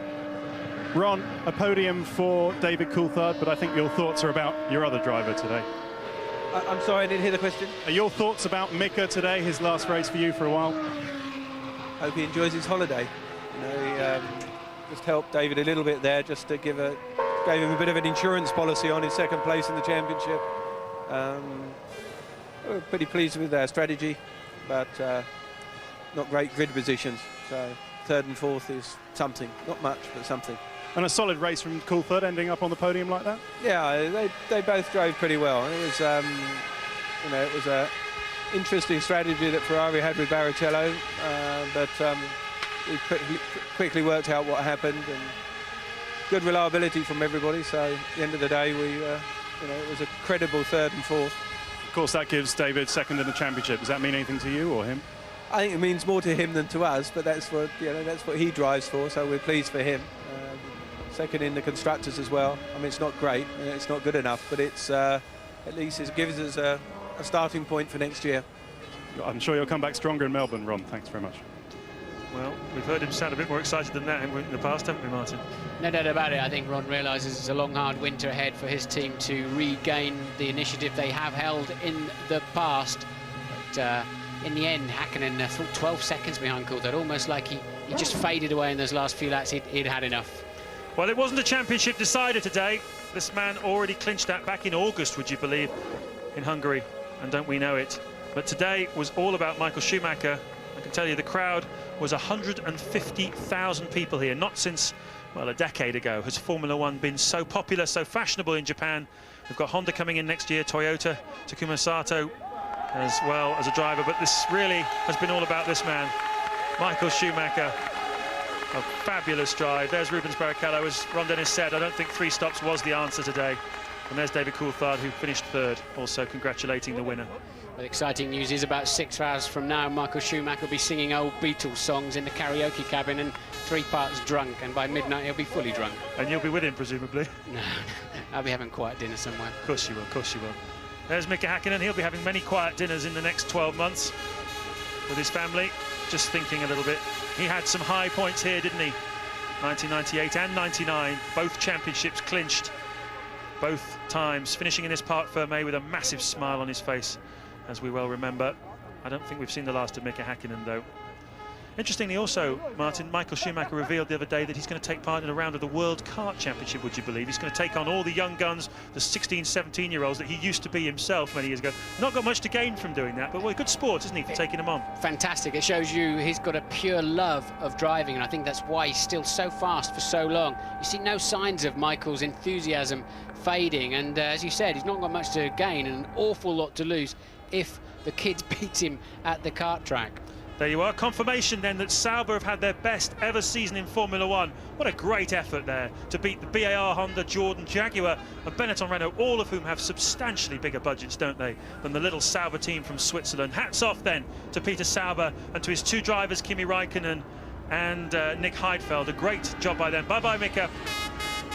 That 1 point then for Arrows there is crucial. It gets them in travel money for next year, so European Minardi, the 11th team, and out of the money. Häkkinen making his way up the side steps to the podium procedure, and Ralf Schumacher stomping, and he's been stomping all over the place all afternoon, hasn't he? Stomping is a good word, actually, for Ralf Schumacher. He doesn't walk, he stomps, and he's going to be really stomping a lot. He's going to face like a smack bottom, hasn't he? And, well, he might have, because he's been outclassed this weekend, and really for the last 2 months by his teammate Juan Montoya. He's got a lot of hard thinking to do over the winter if he really wants to be the #1 top dog in the Williams team. A lot of indiscretions and misdemeanors by Ralf this afternoon, some sloppy driving around this Suzuka track, which he knows pretty well from his old racing days over here. But the podium then, ceremony is going to come up shortly, and Michael Schumacher will come out for the 9th time this season to collect the winner's trophy.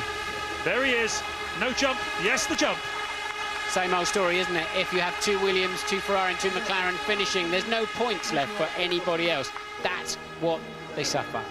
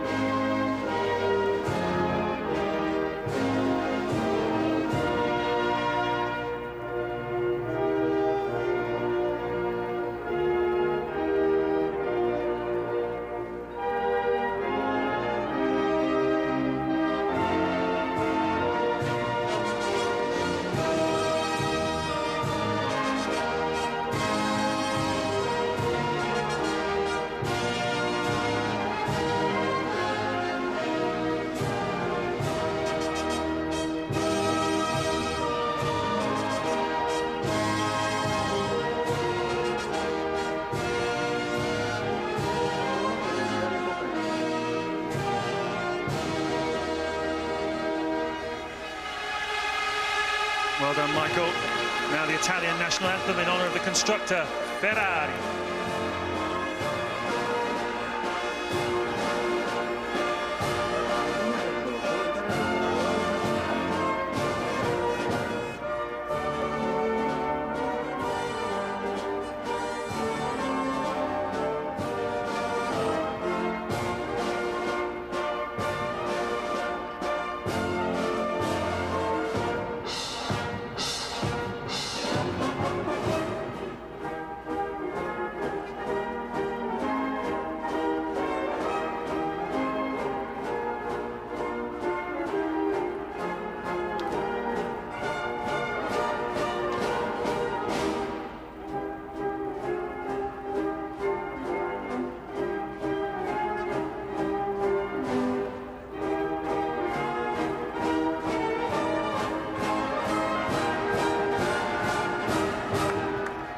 Well, they talk of a Ferrari era.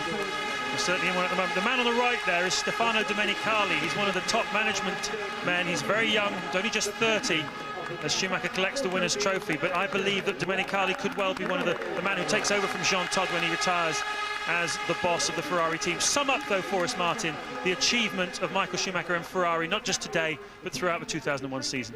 The world's best driver in the world's best Formula One car dominates the World Championship. I just wish we'd have really seen him against Ayrton Senna. Well, very succinct and very accurate indeed. Next year, let's hope we see him against Juan Montoya. Let's hope this man here gets a good car. BMW have already run their new engine for next year in the back of the car. Terrific effort already to have done that. 2 days last week, so a lot expected from the team. Back in Grove, David Coulthard on the podium as well. Coulthard's had some great races this year from relatively poor grid positions. He has managed to get up onto the podium, but clearly needs to have a car that's faster in qualifying next year. Champagne flowing, and Michael just turns his back to it. A joyous end to what's been a really tremendous season of Grand Prix racing. Next year's going to be pretty good, I'm sure, as well. Will this win again? Will Williams come through? And what about McLaren? So much to look forward to. Just 136 days away. We'll see you in Melbourne, won't we, Martin? We certainly will, and I think we're going to be seeing a lot more of these three drivers in 2002. Enjoy your winter.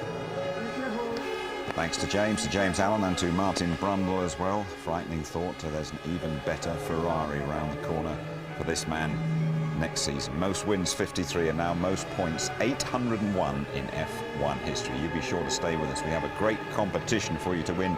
It's a brilliant trip as well to the Australian Grand Prix in the spring. We'll be hearing from the drivers, and there's expert analysis too from Mark Blundell and from Tony Jardine.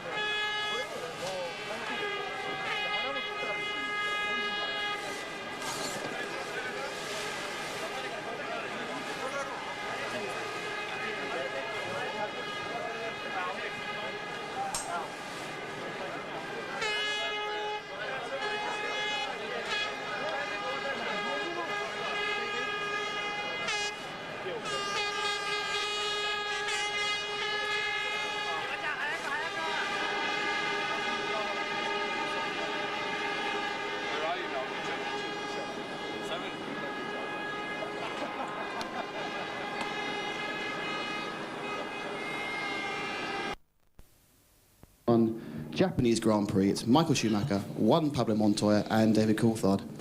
Michael, many congratulations. A couple more records for you today. It's your 9th win of the season, equaling yourself and Nigel Mansell's record. And you've beaten Alan Prost's all-time point-scoring record as well. Is this basically the perfect end to the perfect Formula One season for you? Yeah, definitely. I mean, despite the records, to finish the season with a high in first position, that's what you wish to do, and then go to the long winter break we're going to face now.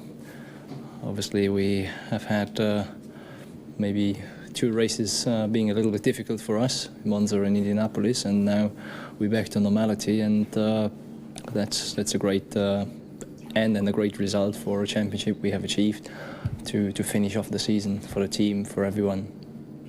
Looking at the race, you leapt into an 11-second lead in the first 3 or 4 laps, but from then onwards it seemed a bit more difficult. Was that you managing the gap, or did the car go off a bit?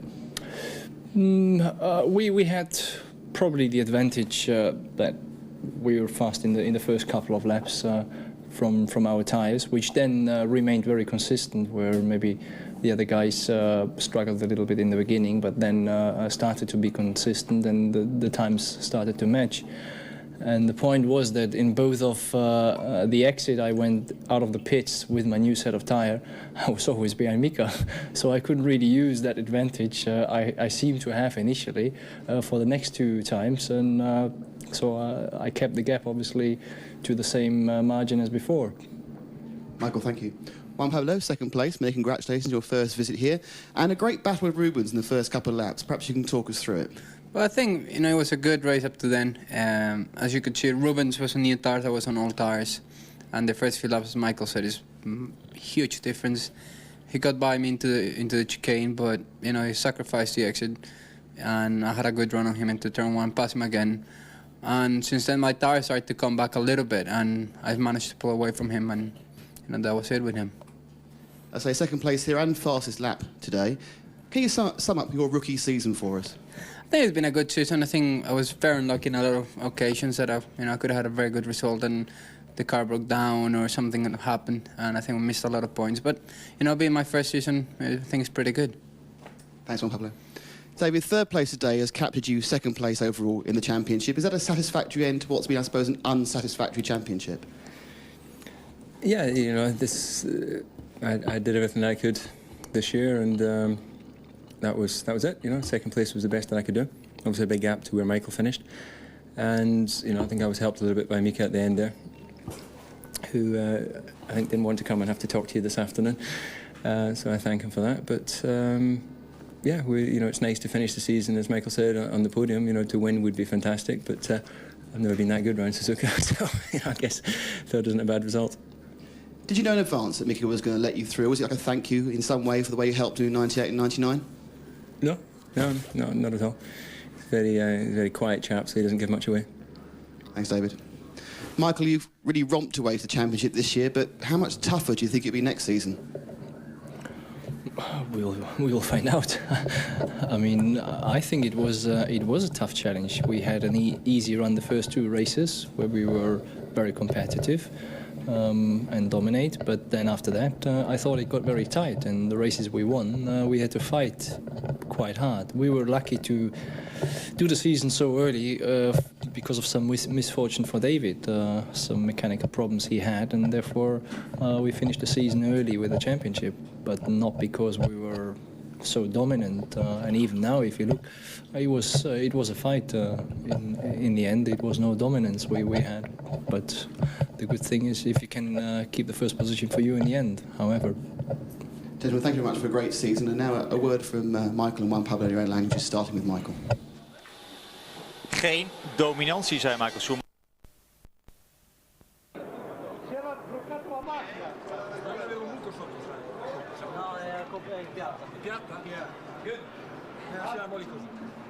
Angelo un po' più indietro. Da che parte lo vuoi? Così va bene. Angelo un po' più indietro con la.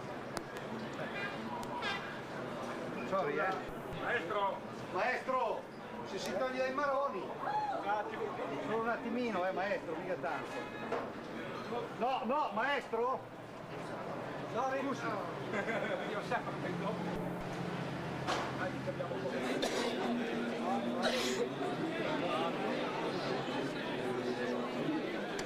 I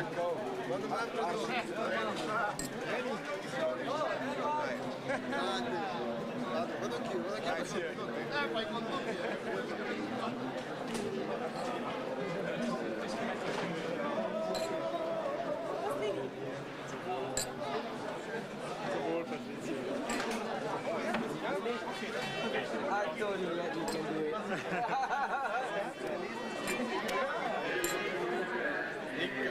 Der nächste von großer Runde. Jetzt habe ich keine Lust, weil ich kann nicht verwirren und so. Danke. Ach, vielen Dank.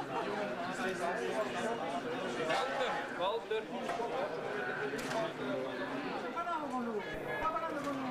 Non fare così, Oh, andiamo un attimo indietro? Reculez un po'. Reculez. Anche tu. Allora. Vado a scaricare nel frattempo, va bene? Aspetta.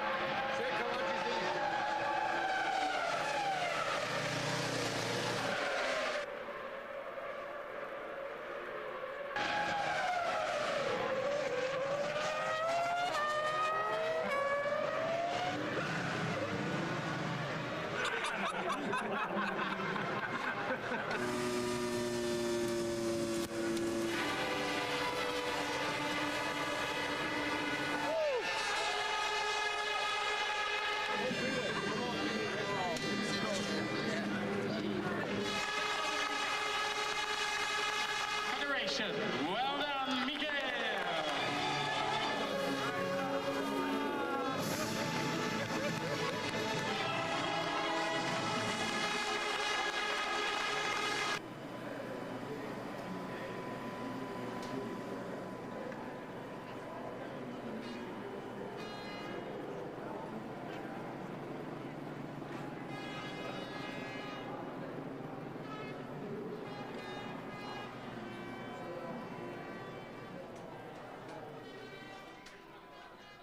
Willy Ramph, a lot of celebration here in Sauber. No points today, but you remain 4th overall, the best ever for your team. Yes, absolutely. Yeah. This was a very successful season for us. I mean, we are very happy with the result we have achieved up to now. Nick Heidfeld drove a great race today, but unfortunately you had one of your cars. It's just been returned in pieces. How's Kimi Räikkönen? That was a very big hit. Yes, I think he had some headaches straight after the accident, but now he's feeling better. But we have to see how he recovers the next days. Okay, champagne for you tonight, but not for him. Thanks for talking to us. Thank you very much.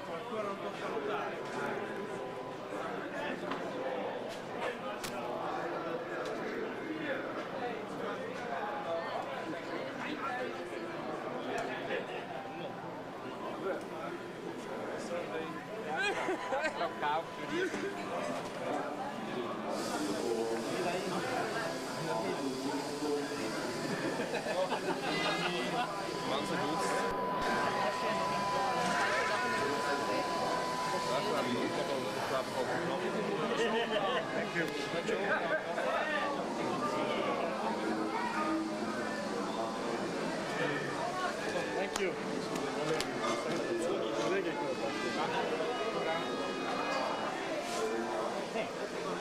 Can you lift that too? Thank you. Thank you.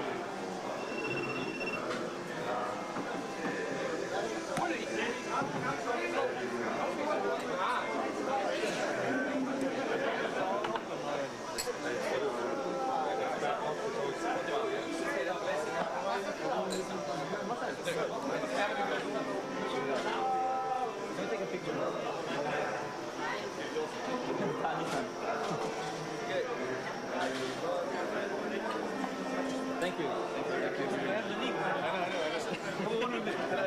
Yeah, yeah.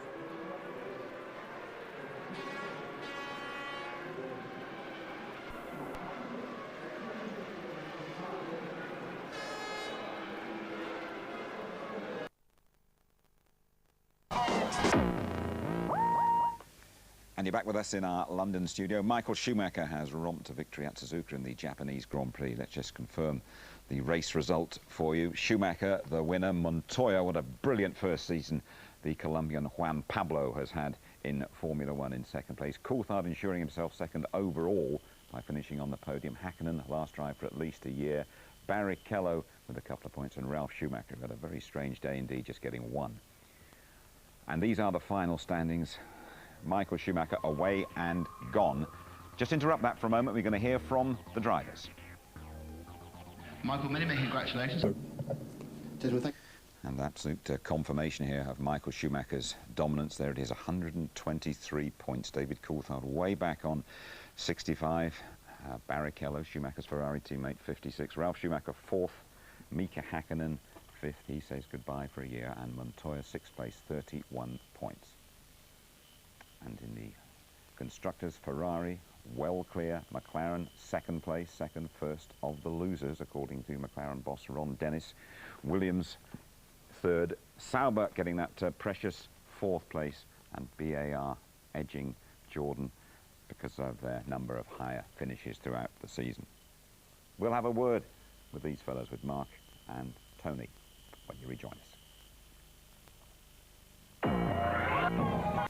We're reviewing the Japanese Grand Prix, a crash, Mark Blundell, that Martin Brundle, your pal, described as a great escape for Formula One. It was a great escape. I mean, there was a lot of damage there and a lot of the wheels flew off. That shouldn't happen. The tether should retain those wheels to the car. But Raikkonen losing it down a Dunlop curve, just the rear end of the car stepping out of line, it just bottomed out. And unfortunately it took a Lacey out of his last Grand Prix. But, you know, big incident there. They're going to increase the strength of the wheel tethers by 20% in the regulations from next year. But Kimi Raikkonen, we saw afterwards as well. He was walking away, he was winded, he was taken to the medical centre. He's had some big crashes this year, including a massive one in testing. There they are just saying to each other afterwards, you know, everything okay, shaking hands and a lazy bowing out. But he had a big crash in testing. Manny Corn, he was hospitalised. Remember his steering wheel came off in San Marino and he got winded there as well. It goes with the territory, doesn't it? Absolutely. Dangerous job. First time Jean Alesi has failed to finish a race all season. Bye-bye to Jean, of course. And what was Ralf Schumacher had a very strange sort of afternoon, didn't he? Had a big tangle in the pits, didn't he, Tony, with Rubens Barrichello? Well, this is where I think that Ralf actually kind of loses it when his emotions get the better of him. He'd already been called in for a 10-second penalty after running over the chicane there, and a slow starting Barrichello after his pit stop, he'd come in ahead of him, and he dives out past him and nearly incurred another penalty. Now this is what Mark and I were talking about. Tail end of last year, Button had outdone him, basically, and he went into a bit of a downer and he had a big talking to by the team, and it's the same this year. He's finishing on a negative. Montoya's definitely got the sign over him at the moment, hasn't he, in that particular team? Oh yeah, we've seen it as the year's gone on. Psychologically, he's pushing Ralf out, and the winter's going to be long for Ralf Schumacher. He's got a lot to thinking about, and I think Frank Williams and Patrick Head will definitely sit him down. And that battle continued out on the track, didn't it, away from the pit lane as well? It certainly did, but you know, it was a great move here with Barrichello and coming up there with Ralf. Ralf just being a little bit cheeky, not letting Barrichello get by, blocks him, takes a bit of an advantage there coming out the chicane. But what comes up next is tremendous. Barrichello lines him up, takes him all the way down the inside, Ralf Schumacher now, just to give him a little bit of a dummy, but before you know it, Barrichello goes a long way around and almost gives him a little victory V as he goes by, doesn't he? Eh? Absolutely fantastic that, but Ralf had a pretty long face on all weekend, didn't he, Tony? But elder brother Michael, I mean, he has just absolutely run away with things this year, isn't he? He's been superb, but this is the worrying thing for all the competitors. They're running a development chassis here, a slightly wider one. Michael Schumacher arrived in Suzuka having been at Fiorano testing revolutionary bits for next year, a revolutionary gearbox. He shattered the lap record. He was testing some new FIA safety radar equipment, but they are so far advanced on the other teams with their 2002 Ferrari. It's frightening, and that's why Martin was quite right to talk about all the hard work the other teams have got to do to catch up over the winter. Sure, I have to say some of the coverage from over in Japan wasn't that clever. We didn't see too much of Jenson Button, but in Benetton's last race, Jenson finished 7th. Here he is with Louise. Jenson, not your best result of the season, but a good end nonetheless. Yes, it wasn't bad, Louise, was it? No, it was good. I mean, it's a very hard race around here. But we got what we wanted. We're in front of Jaguar in the championship now, so that's the main thing. It would have been nice to get some points, but I mean, having those three teams in front of us, this pretty much shows where we stand. So with a bit of hard work over the winter, hopefully we'll be racing against them. Sum up the year for me, because it was pretty character building to start off with, wasn't it? Yeah, very character building actually. It was actually very hard work. But it was the same for Giancarlo. It's just he got around the problem a little bit better than I did. But it's coming together now, and I think I've settled into the team, and I'm looking forward to next year.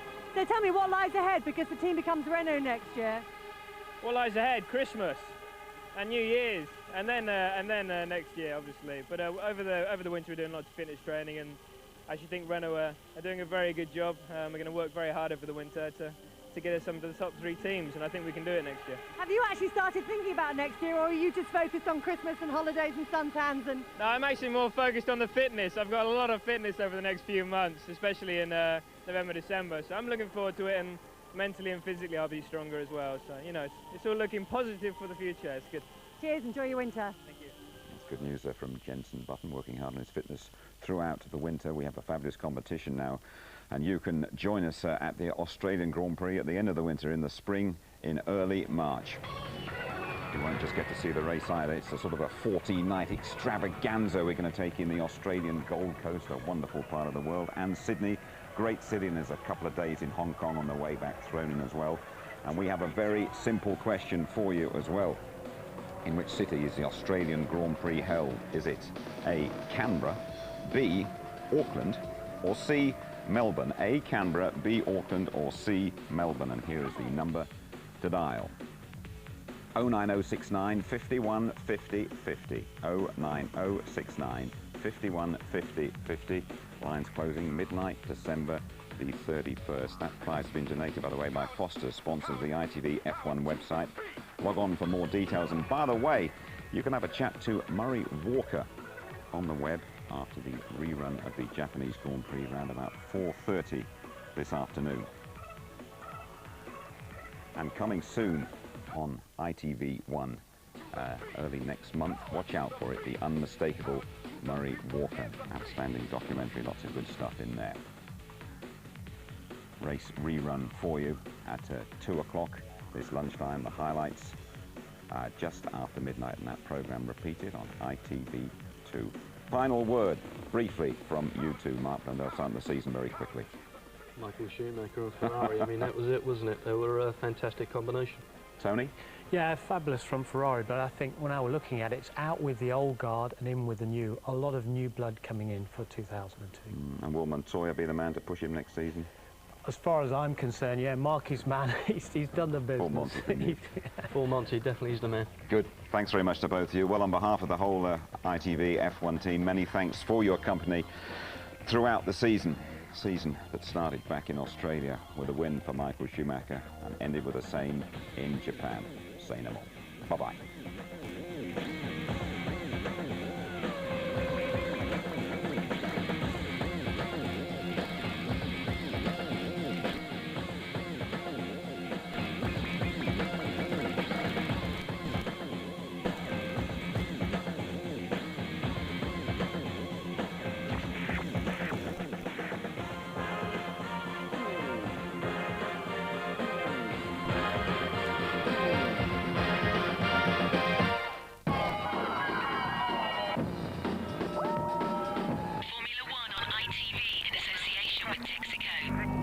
So, Mika, were you able to enjoy the last race, Mika? All guaranteed, yes. You know, it was fantastic, and it was great feeling to let the Davis past also.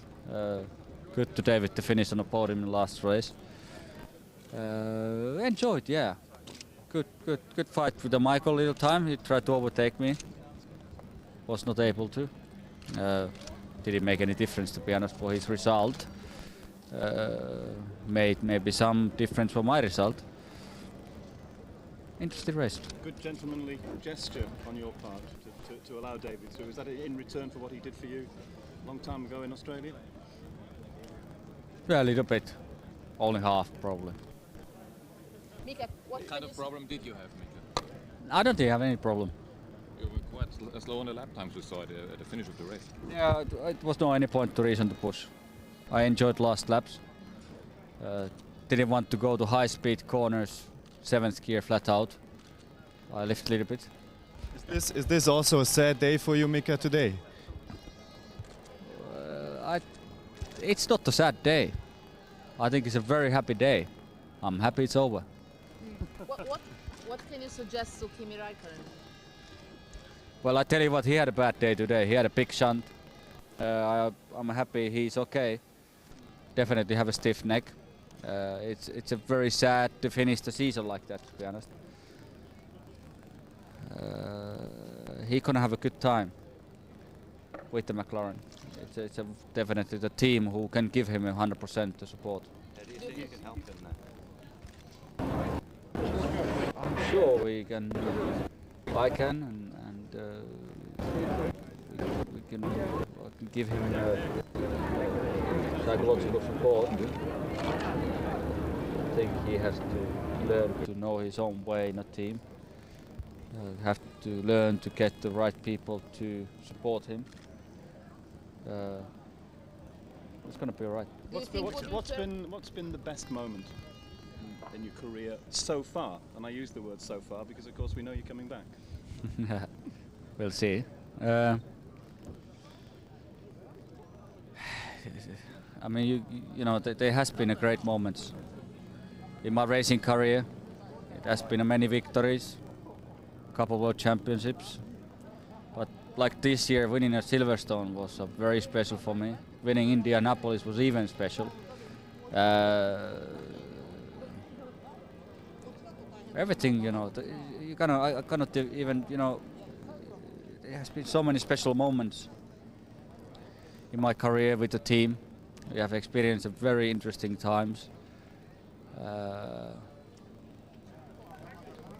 think, you know, just you know, what I remember most special moments in Formula One and with the McLaren has been a smile in a people's face after the qualifying, after the Grand Prix victories, especially in Monaco in '98. You know, when we got the pole position and we won a race. You know, the impression with the faces of the mechanics and engineers, wives of team managers, my wife, just call it, you know, just, you know, everybody's impression and the feeling to feel part of the Formula One, feel part of the McLaren, and to feel part of the being pole position winning Grand Prix is something what has been my special moments, to see that I've been able to give pleasure for the people to being part of the success. Mika, you have been together with Michael, the great drivers of this era. Give us a comment on your great rival. You had so many nice races together. Definitely, it has been always very clean racing with him. That always has been my style anyway. You know, I've been always trying to race a very clean race. Michael has been exactly the same. Michael is also a driver, definitely. If somebody plays bad games with him, he will answer for that. It's very good. So it's been great. So Mika, it was a sad race. What was going through your head on that slowdown lap? No, I'm just glad it was over. I was very happy it was over, I tell you. I don't want to, you know, this is a happy moment for me. This, you know, I cannot find anything sad at the moment. You know, people won't disappear anyway in Formula One. There will be the same people in Formula One. You guys gonna be here, mechanics gonna be here, engineers. I'm not gonna disappear anywhere from this planet. Nothing is sad. I'm happy I've been able to come to this decision in my life, to take this time and to go away. I'm very glad about that, so I'm happy. I've been able to finish the season in one piece, physically and mentally, and to go back home with my family. That sounds like an official retirement. It's you know, at the moment you can imagine, you know, I going away because I need time off, and after 5-6 months you never know what I'm gonna feel. But wait, the time will show everything. But I'm happy to go away. Why did you feel the need to let David through on that lap? Okay. Why did you feel the need to let David through? David, a second position at the end of the season. So how satisfied are you? First to finish the season, and second with a result like that. Yeah, I think that to finish second is my best result in Formula One. It's obviously we had some highs and lows during this season. We had some great moments, qualifying in pole in Monaco, winning Brazil, Austria. Some lows, obviously, the start of the race in Monaco and Barcelona. But again, I feel that I'm gaining experience and still improving, and that's important. And my hunger to want to work harder and do a better job is absolutely undiminished. And I know with Kimi coming, it's a fresh start for the team, and maybe that's good for us. Mika and you switched positions at the end of the race. We didn't really get it. What was the problem? I don't think it was a problem. My understanding is that Mika wanted to just give me the position as a thank you for a couple of times that I've given him victories, so I thank him for that. Looking forward, you mentioned Kimi Räikkönen, the young gun coming for next year. So what can we expect from this couple, the experienced David Coulthard and the young Kimi Räikkönen? Well, hopefully coupled with a classic McLaren, we'll have a few wins along the way. Thank you very much. Welcome, fantastic end of the season, but are you really happy with second position? I think it's all we can aim for today, especially Michael having new tires. He had much of an advantage on us, but still was pretty good, I think. It shows that Michelin needs to do still a lot of work, but for their first season it's very impressive. Looking back to this season, how would you rate it? Pretty good. I wouldn't complain, to be honest. Looking forward to the next season. If we're talking about World Championship, what do you think? We have to wait and see what the car looks like, a new package. Ferrari came out with a new car here, and it was a lot quicker than the old one. So we'll see. Thank you. Shame. I think it could have been a third today. But there you are. I mean, it was my own fault by cutting the chicane. Not on purpose, obviously, but I mean, sometimes you brake a bit late and then you lock the inside wheel and there's no room left. I'm a bit surprised because it didn't give me anything, but then I heard it said a quicker sector, and I think that's enough to get the fine. So well, that's fine. It's in the rules.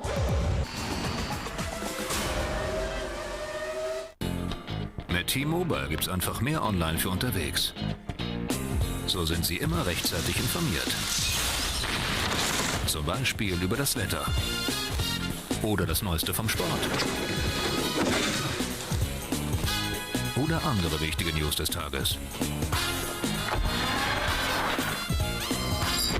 Jetzt ausprobieren. Alter Schwede. Für alle TD1-Kunden gibt's im Oktober 100 Wattminuten gratis. Durchstarten mit TikTok, der offizielle frische Lieferant der Scuderia Ferrari.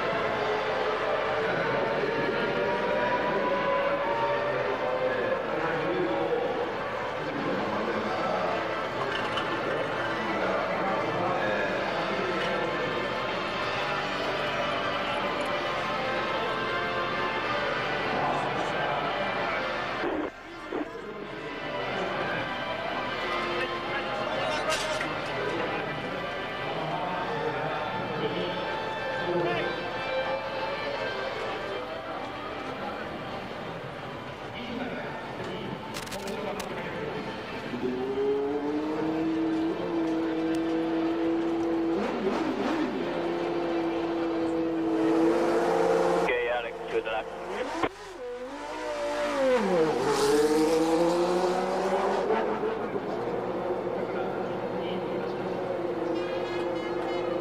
Good race, Alex.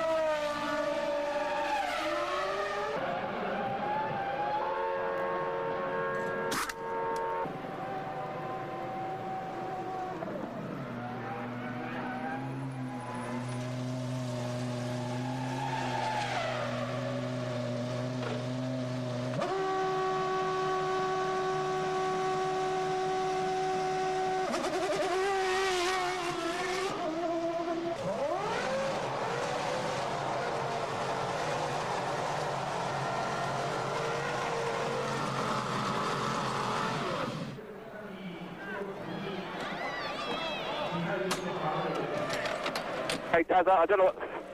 Yeah, we got 1 lap for Pedro. Pedro's coming in, guys. Get this car out of the way. Pedro's coming in. We've stretched it 2 laps to Pedro now. 2 laps to Pedro. 3 minutes. 3 minutes. 3 minutes, Mark.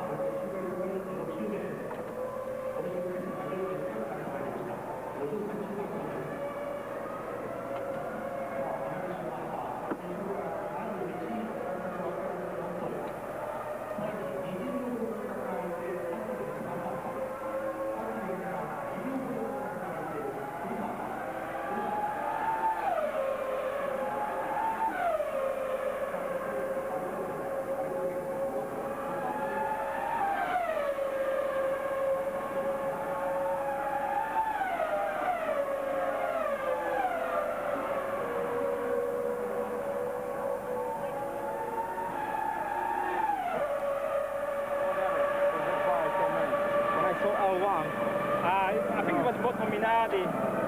No? Because they passed L1 on Minardi.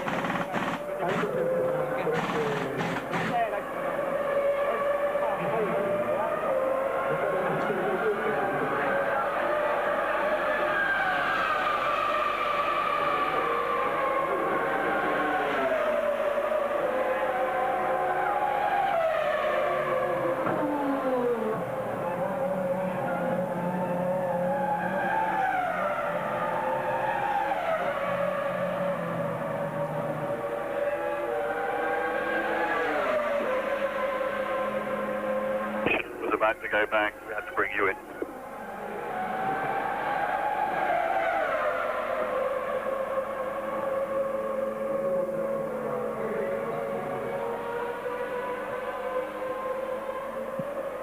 Thomas, then a very eventful race for you. What eventually took you out of it? Well, yeah, I had a little problem with probably with wheel bearing on the left front wheel. And that's why I had problems with the brake and the wheel was loose a little bit. So I came in, we tried to fix it, but it doesn't work, so I came in second time and that's it for now. Prior to that, you appeared to come in when the team wasn't ready for you for your second stop. Why was that? It was a mistake of mine because I thought I saw the board, but probably I made a mistake and I saw the Minardi's board and there was L1. So I thought, you know, that means come in. So it was my mistake. Very bad luck. Thanks for talking to us.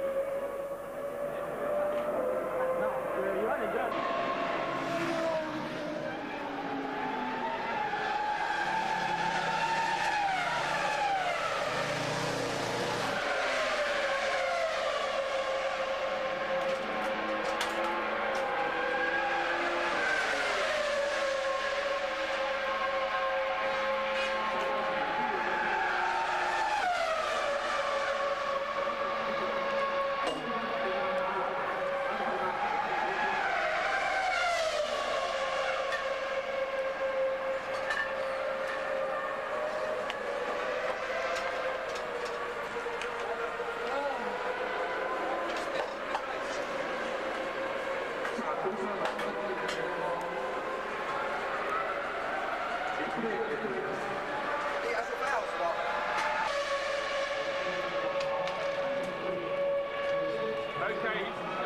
he's coming, start the count. 5 seconds.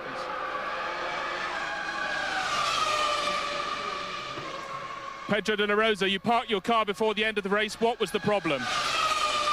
Well, we lost. We had a problem with the oil pressure, and I just had to come into the pits and retire. It seemed a bad race for Jaguar because there seemed to be a refueling problem with Eddie Irvine. Yeah, we had some problem in the electricity of the machines for our fueling machines, and that was it. It cost us the race. Plus the oil pressure problem of my car, so it's not a good race for us, absolutely. Tough luck. Thanks for talking to us.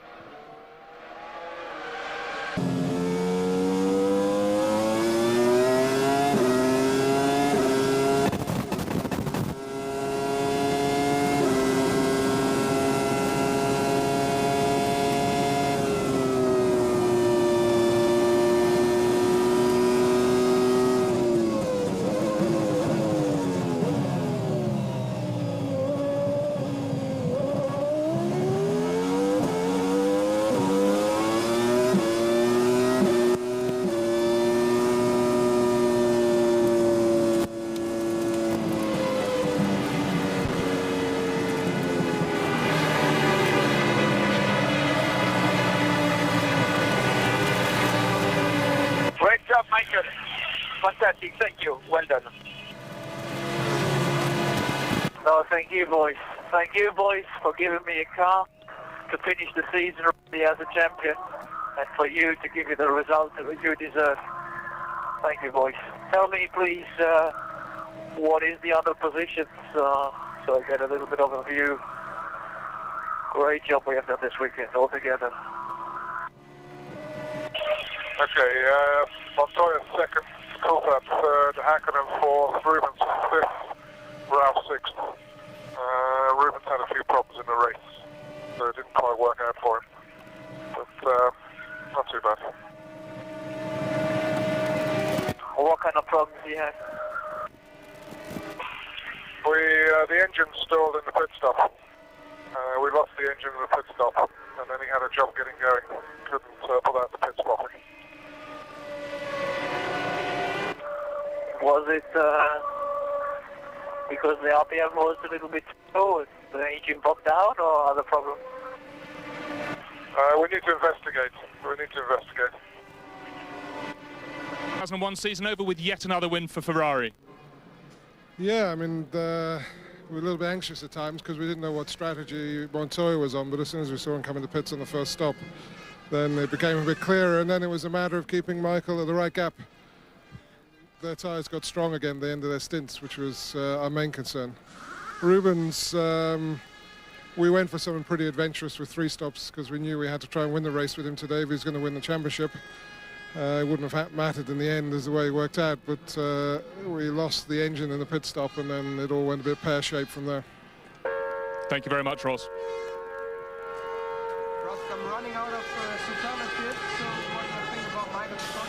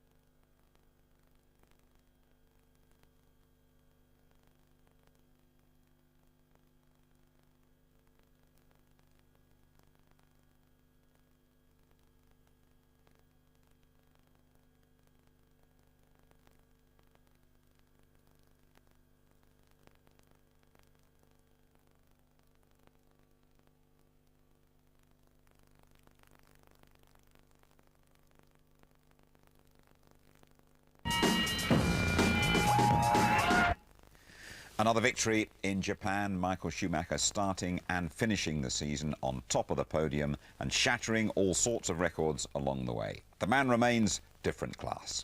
It's a great season which has finished. Yeah, even I'm struggling to find the right words now. The point is that with that result to go into the winter break, that's obviously very nice. You can relax, you can look forward to next year, and the team obviously can be relaxed, especially after what happened a little bit the last two races. In sport generally, people put very quickly question marks about your competitiveness, and that's the way to answer them. I think it's good. You know, it's a bit disappointing that that Michael had new tires and it was too quick for us, especially in the first few laps. But that's the races, and I think it shows that Michelin is going to have to work really hard. At which point did you realise that you were going to have to settle for second? But I started trying to catch Michael before my last stop, and I was starting to catch him. But when I came out of the pits, and again they had the grain tires, what they cleaned up, there had no chance. But on the whole, it's been a pretty monster season for you, your rookie year. I can't complain. I've been competitive. I'm very close to winning quite a few races. I've been quite unlucky, but another podium to finish the season is pretty good. You ended up on the podium, but was that slightly unexpected?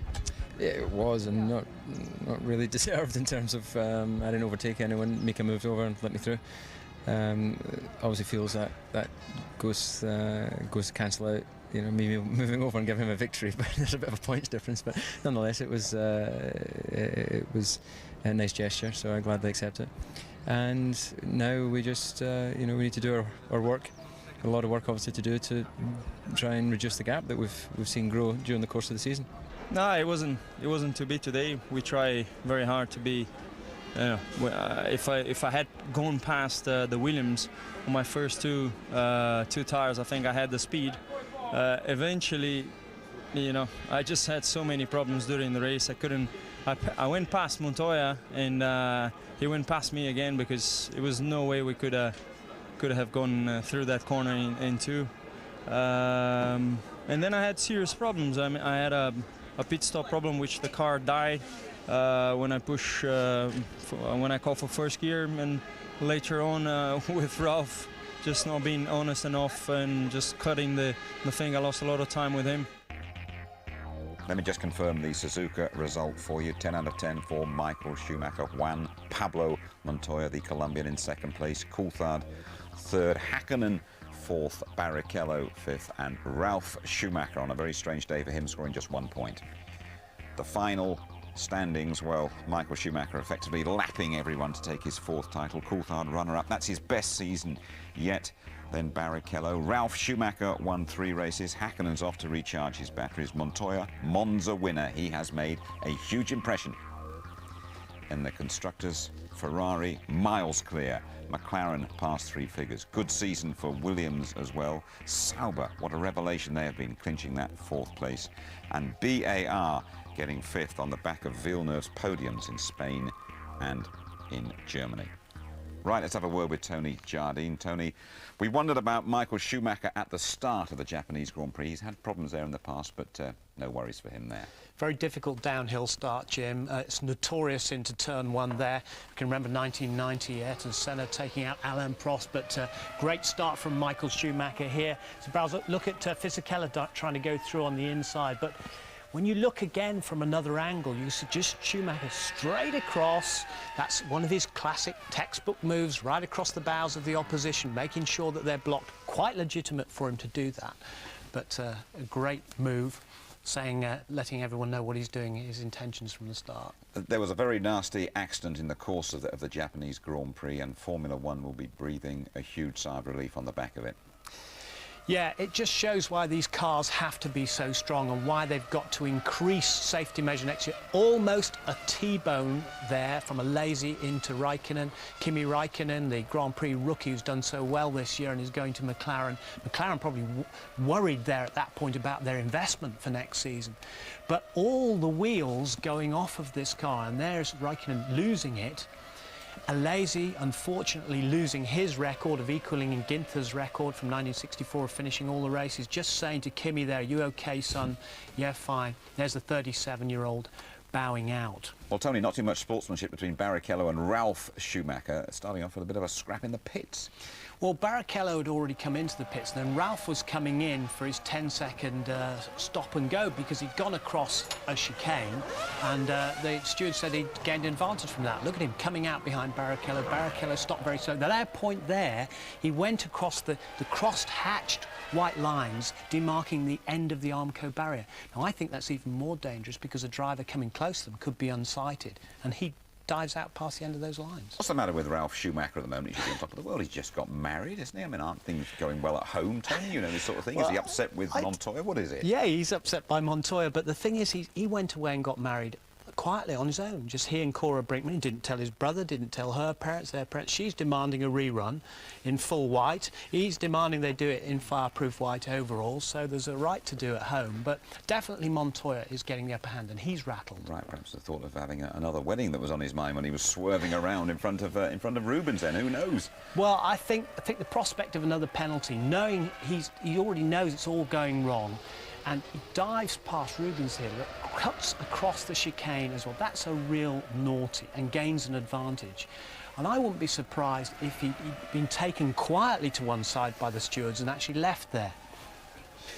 Well, his elder brother, Michael, I mean, no question about him. We can't fault him in any way. We've struggled to fault him all season, really, haven't we? And we just have to salute Michael Schumacher once again as the best in the world. Speed, reliability, just those two failures, one at San Marino with brake problems, another one with the transmission problems in Hockenheim when he had that huge accident. He's had big accidents as well, one at Monza, which he survived in testing. The big one, remember, he rolled in Australia. 53 wins, Jim, in his starts. It's about something like a 35% strike rate. And I think in 199 Grand Prix, Prost had a strike rate of something like about 25%. And over 800 points as well. And I guess the worrying thing is for 2002, there's a better Ferrari along the way, and there's no reason why Michael Schumacher shouldn't get better. He says this is the Ferrari era, and they went to Fiorano to test a revolutionary new gearbox before they came here. They actually ran a slightly wider updated chassis here in preparation for 2002, so the opposition have a lot to fear. Tony, thanks for your input throughout the season. Enjoyed it. Okay, be sure to watch out for a Murray Walker documentary coming up here on ITV early next month. It's a really good show as well, I can tell you. The unmistakable Murray Walker. That's when we come back, 2nd of March 2002. Live qualifying from Melbourne and the race live, ITV, March the 3rd, 2002. So on behalf of the whole ITV F1 team, many thanks for your company throughout the year. Good night to you all.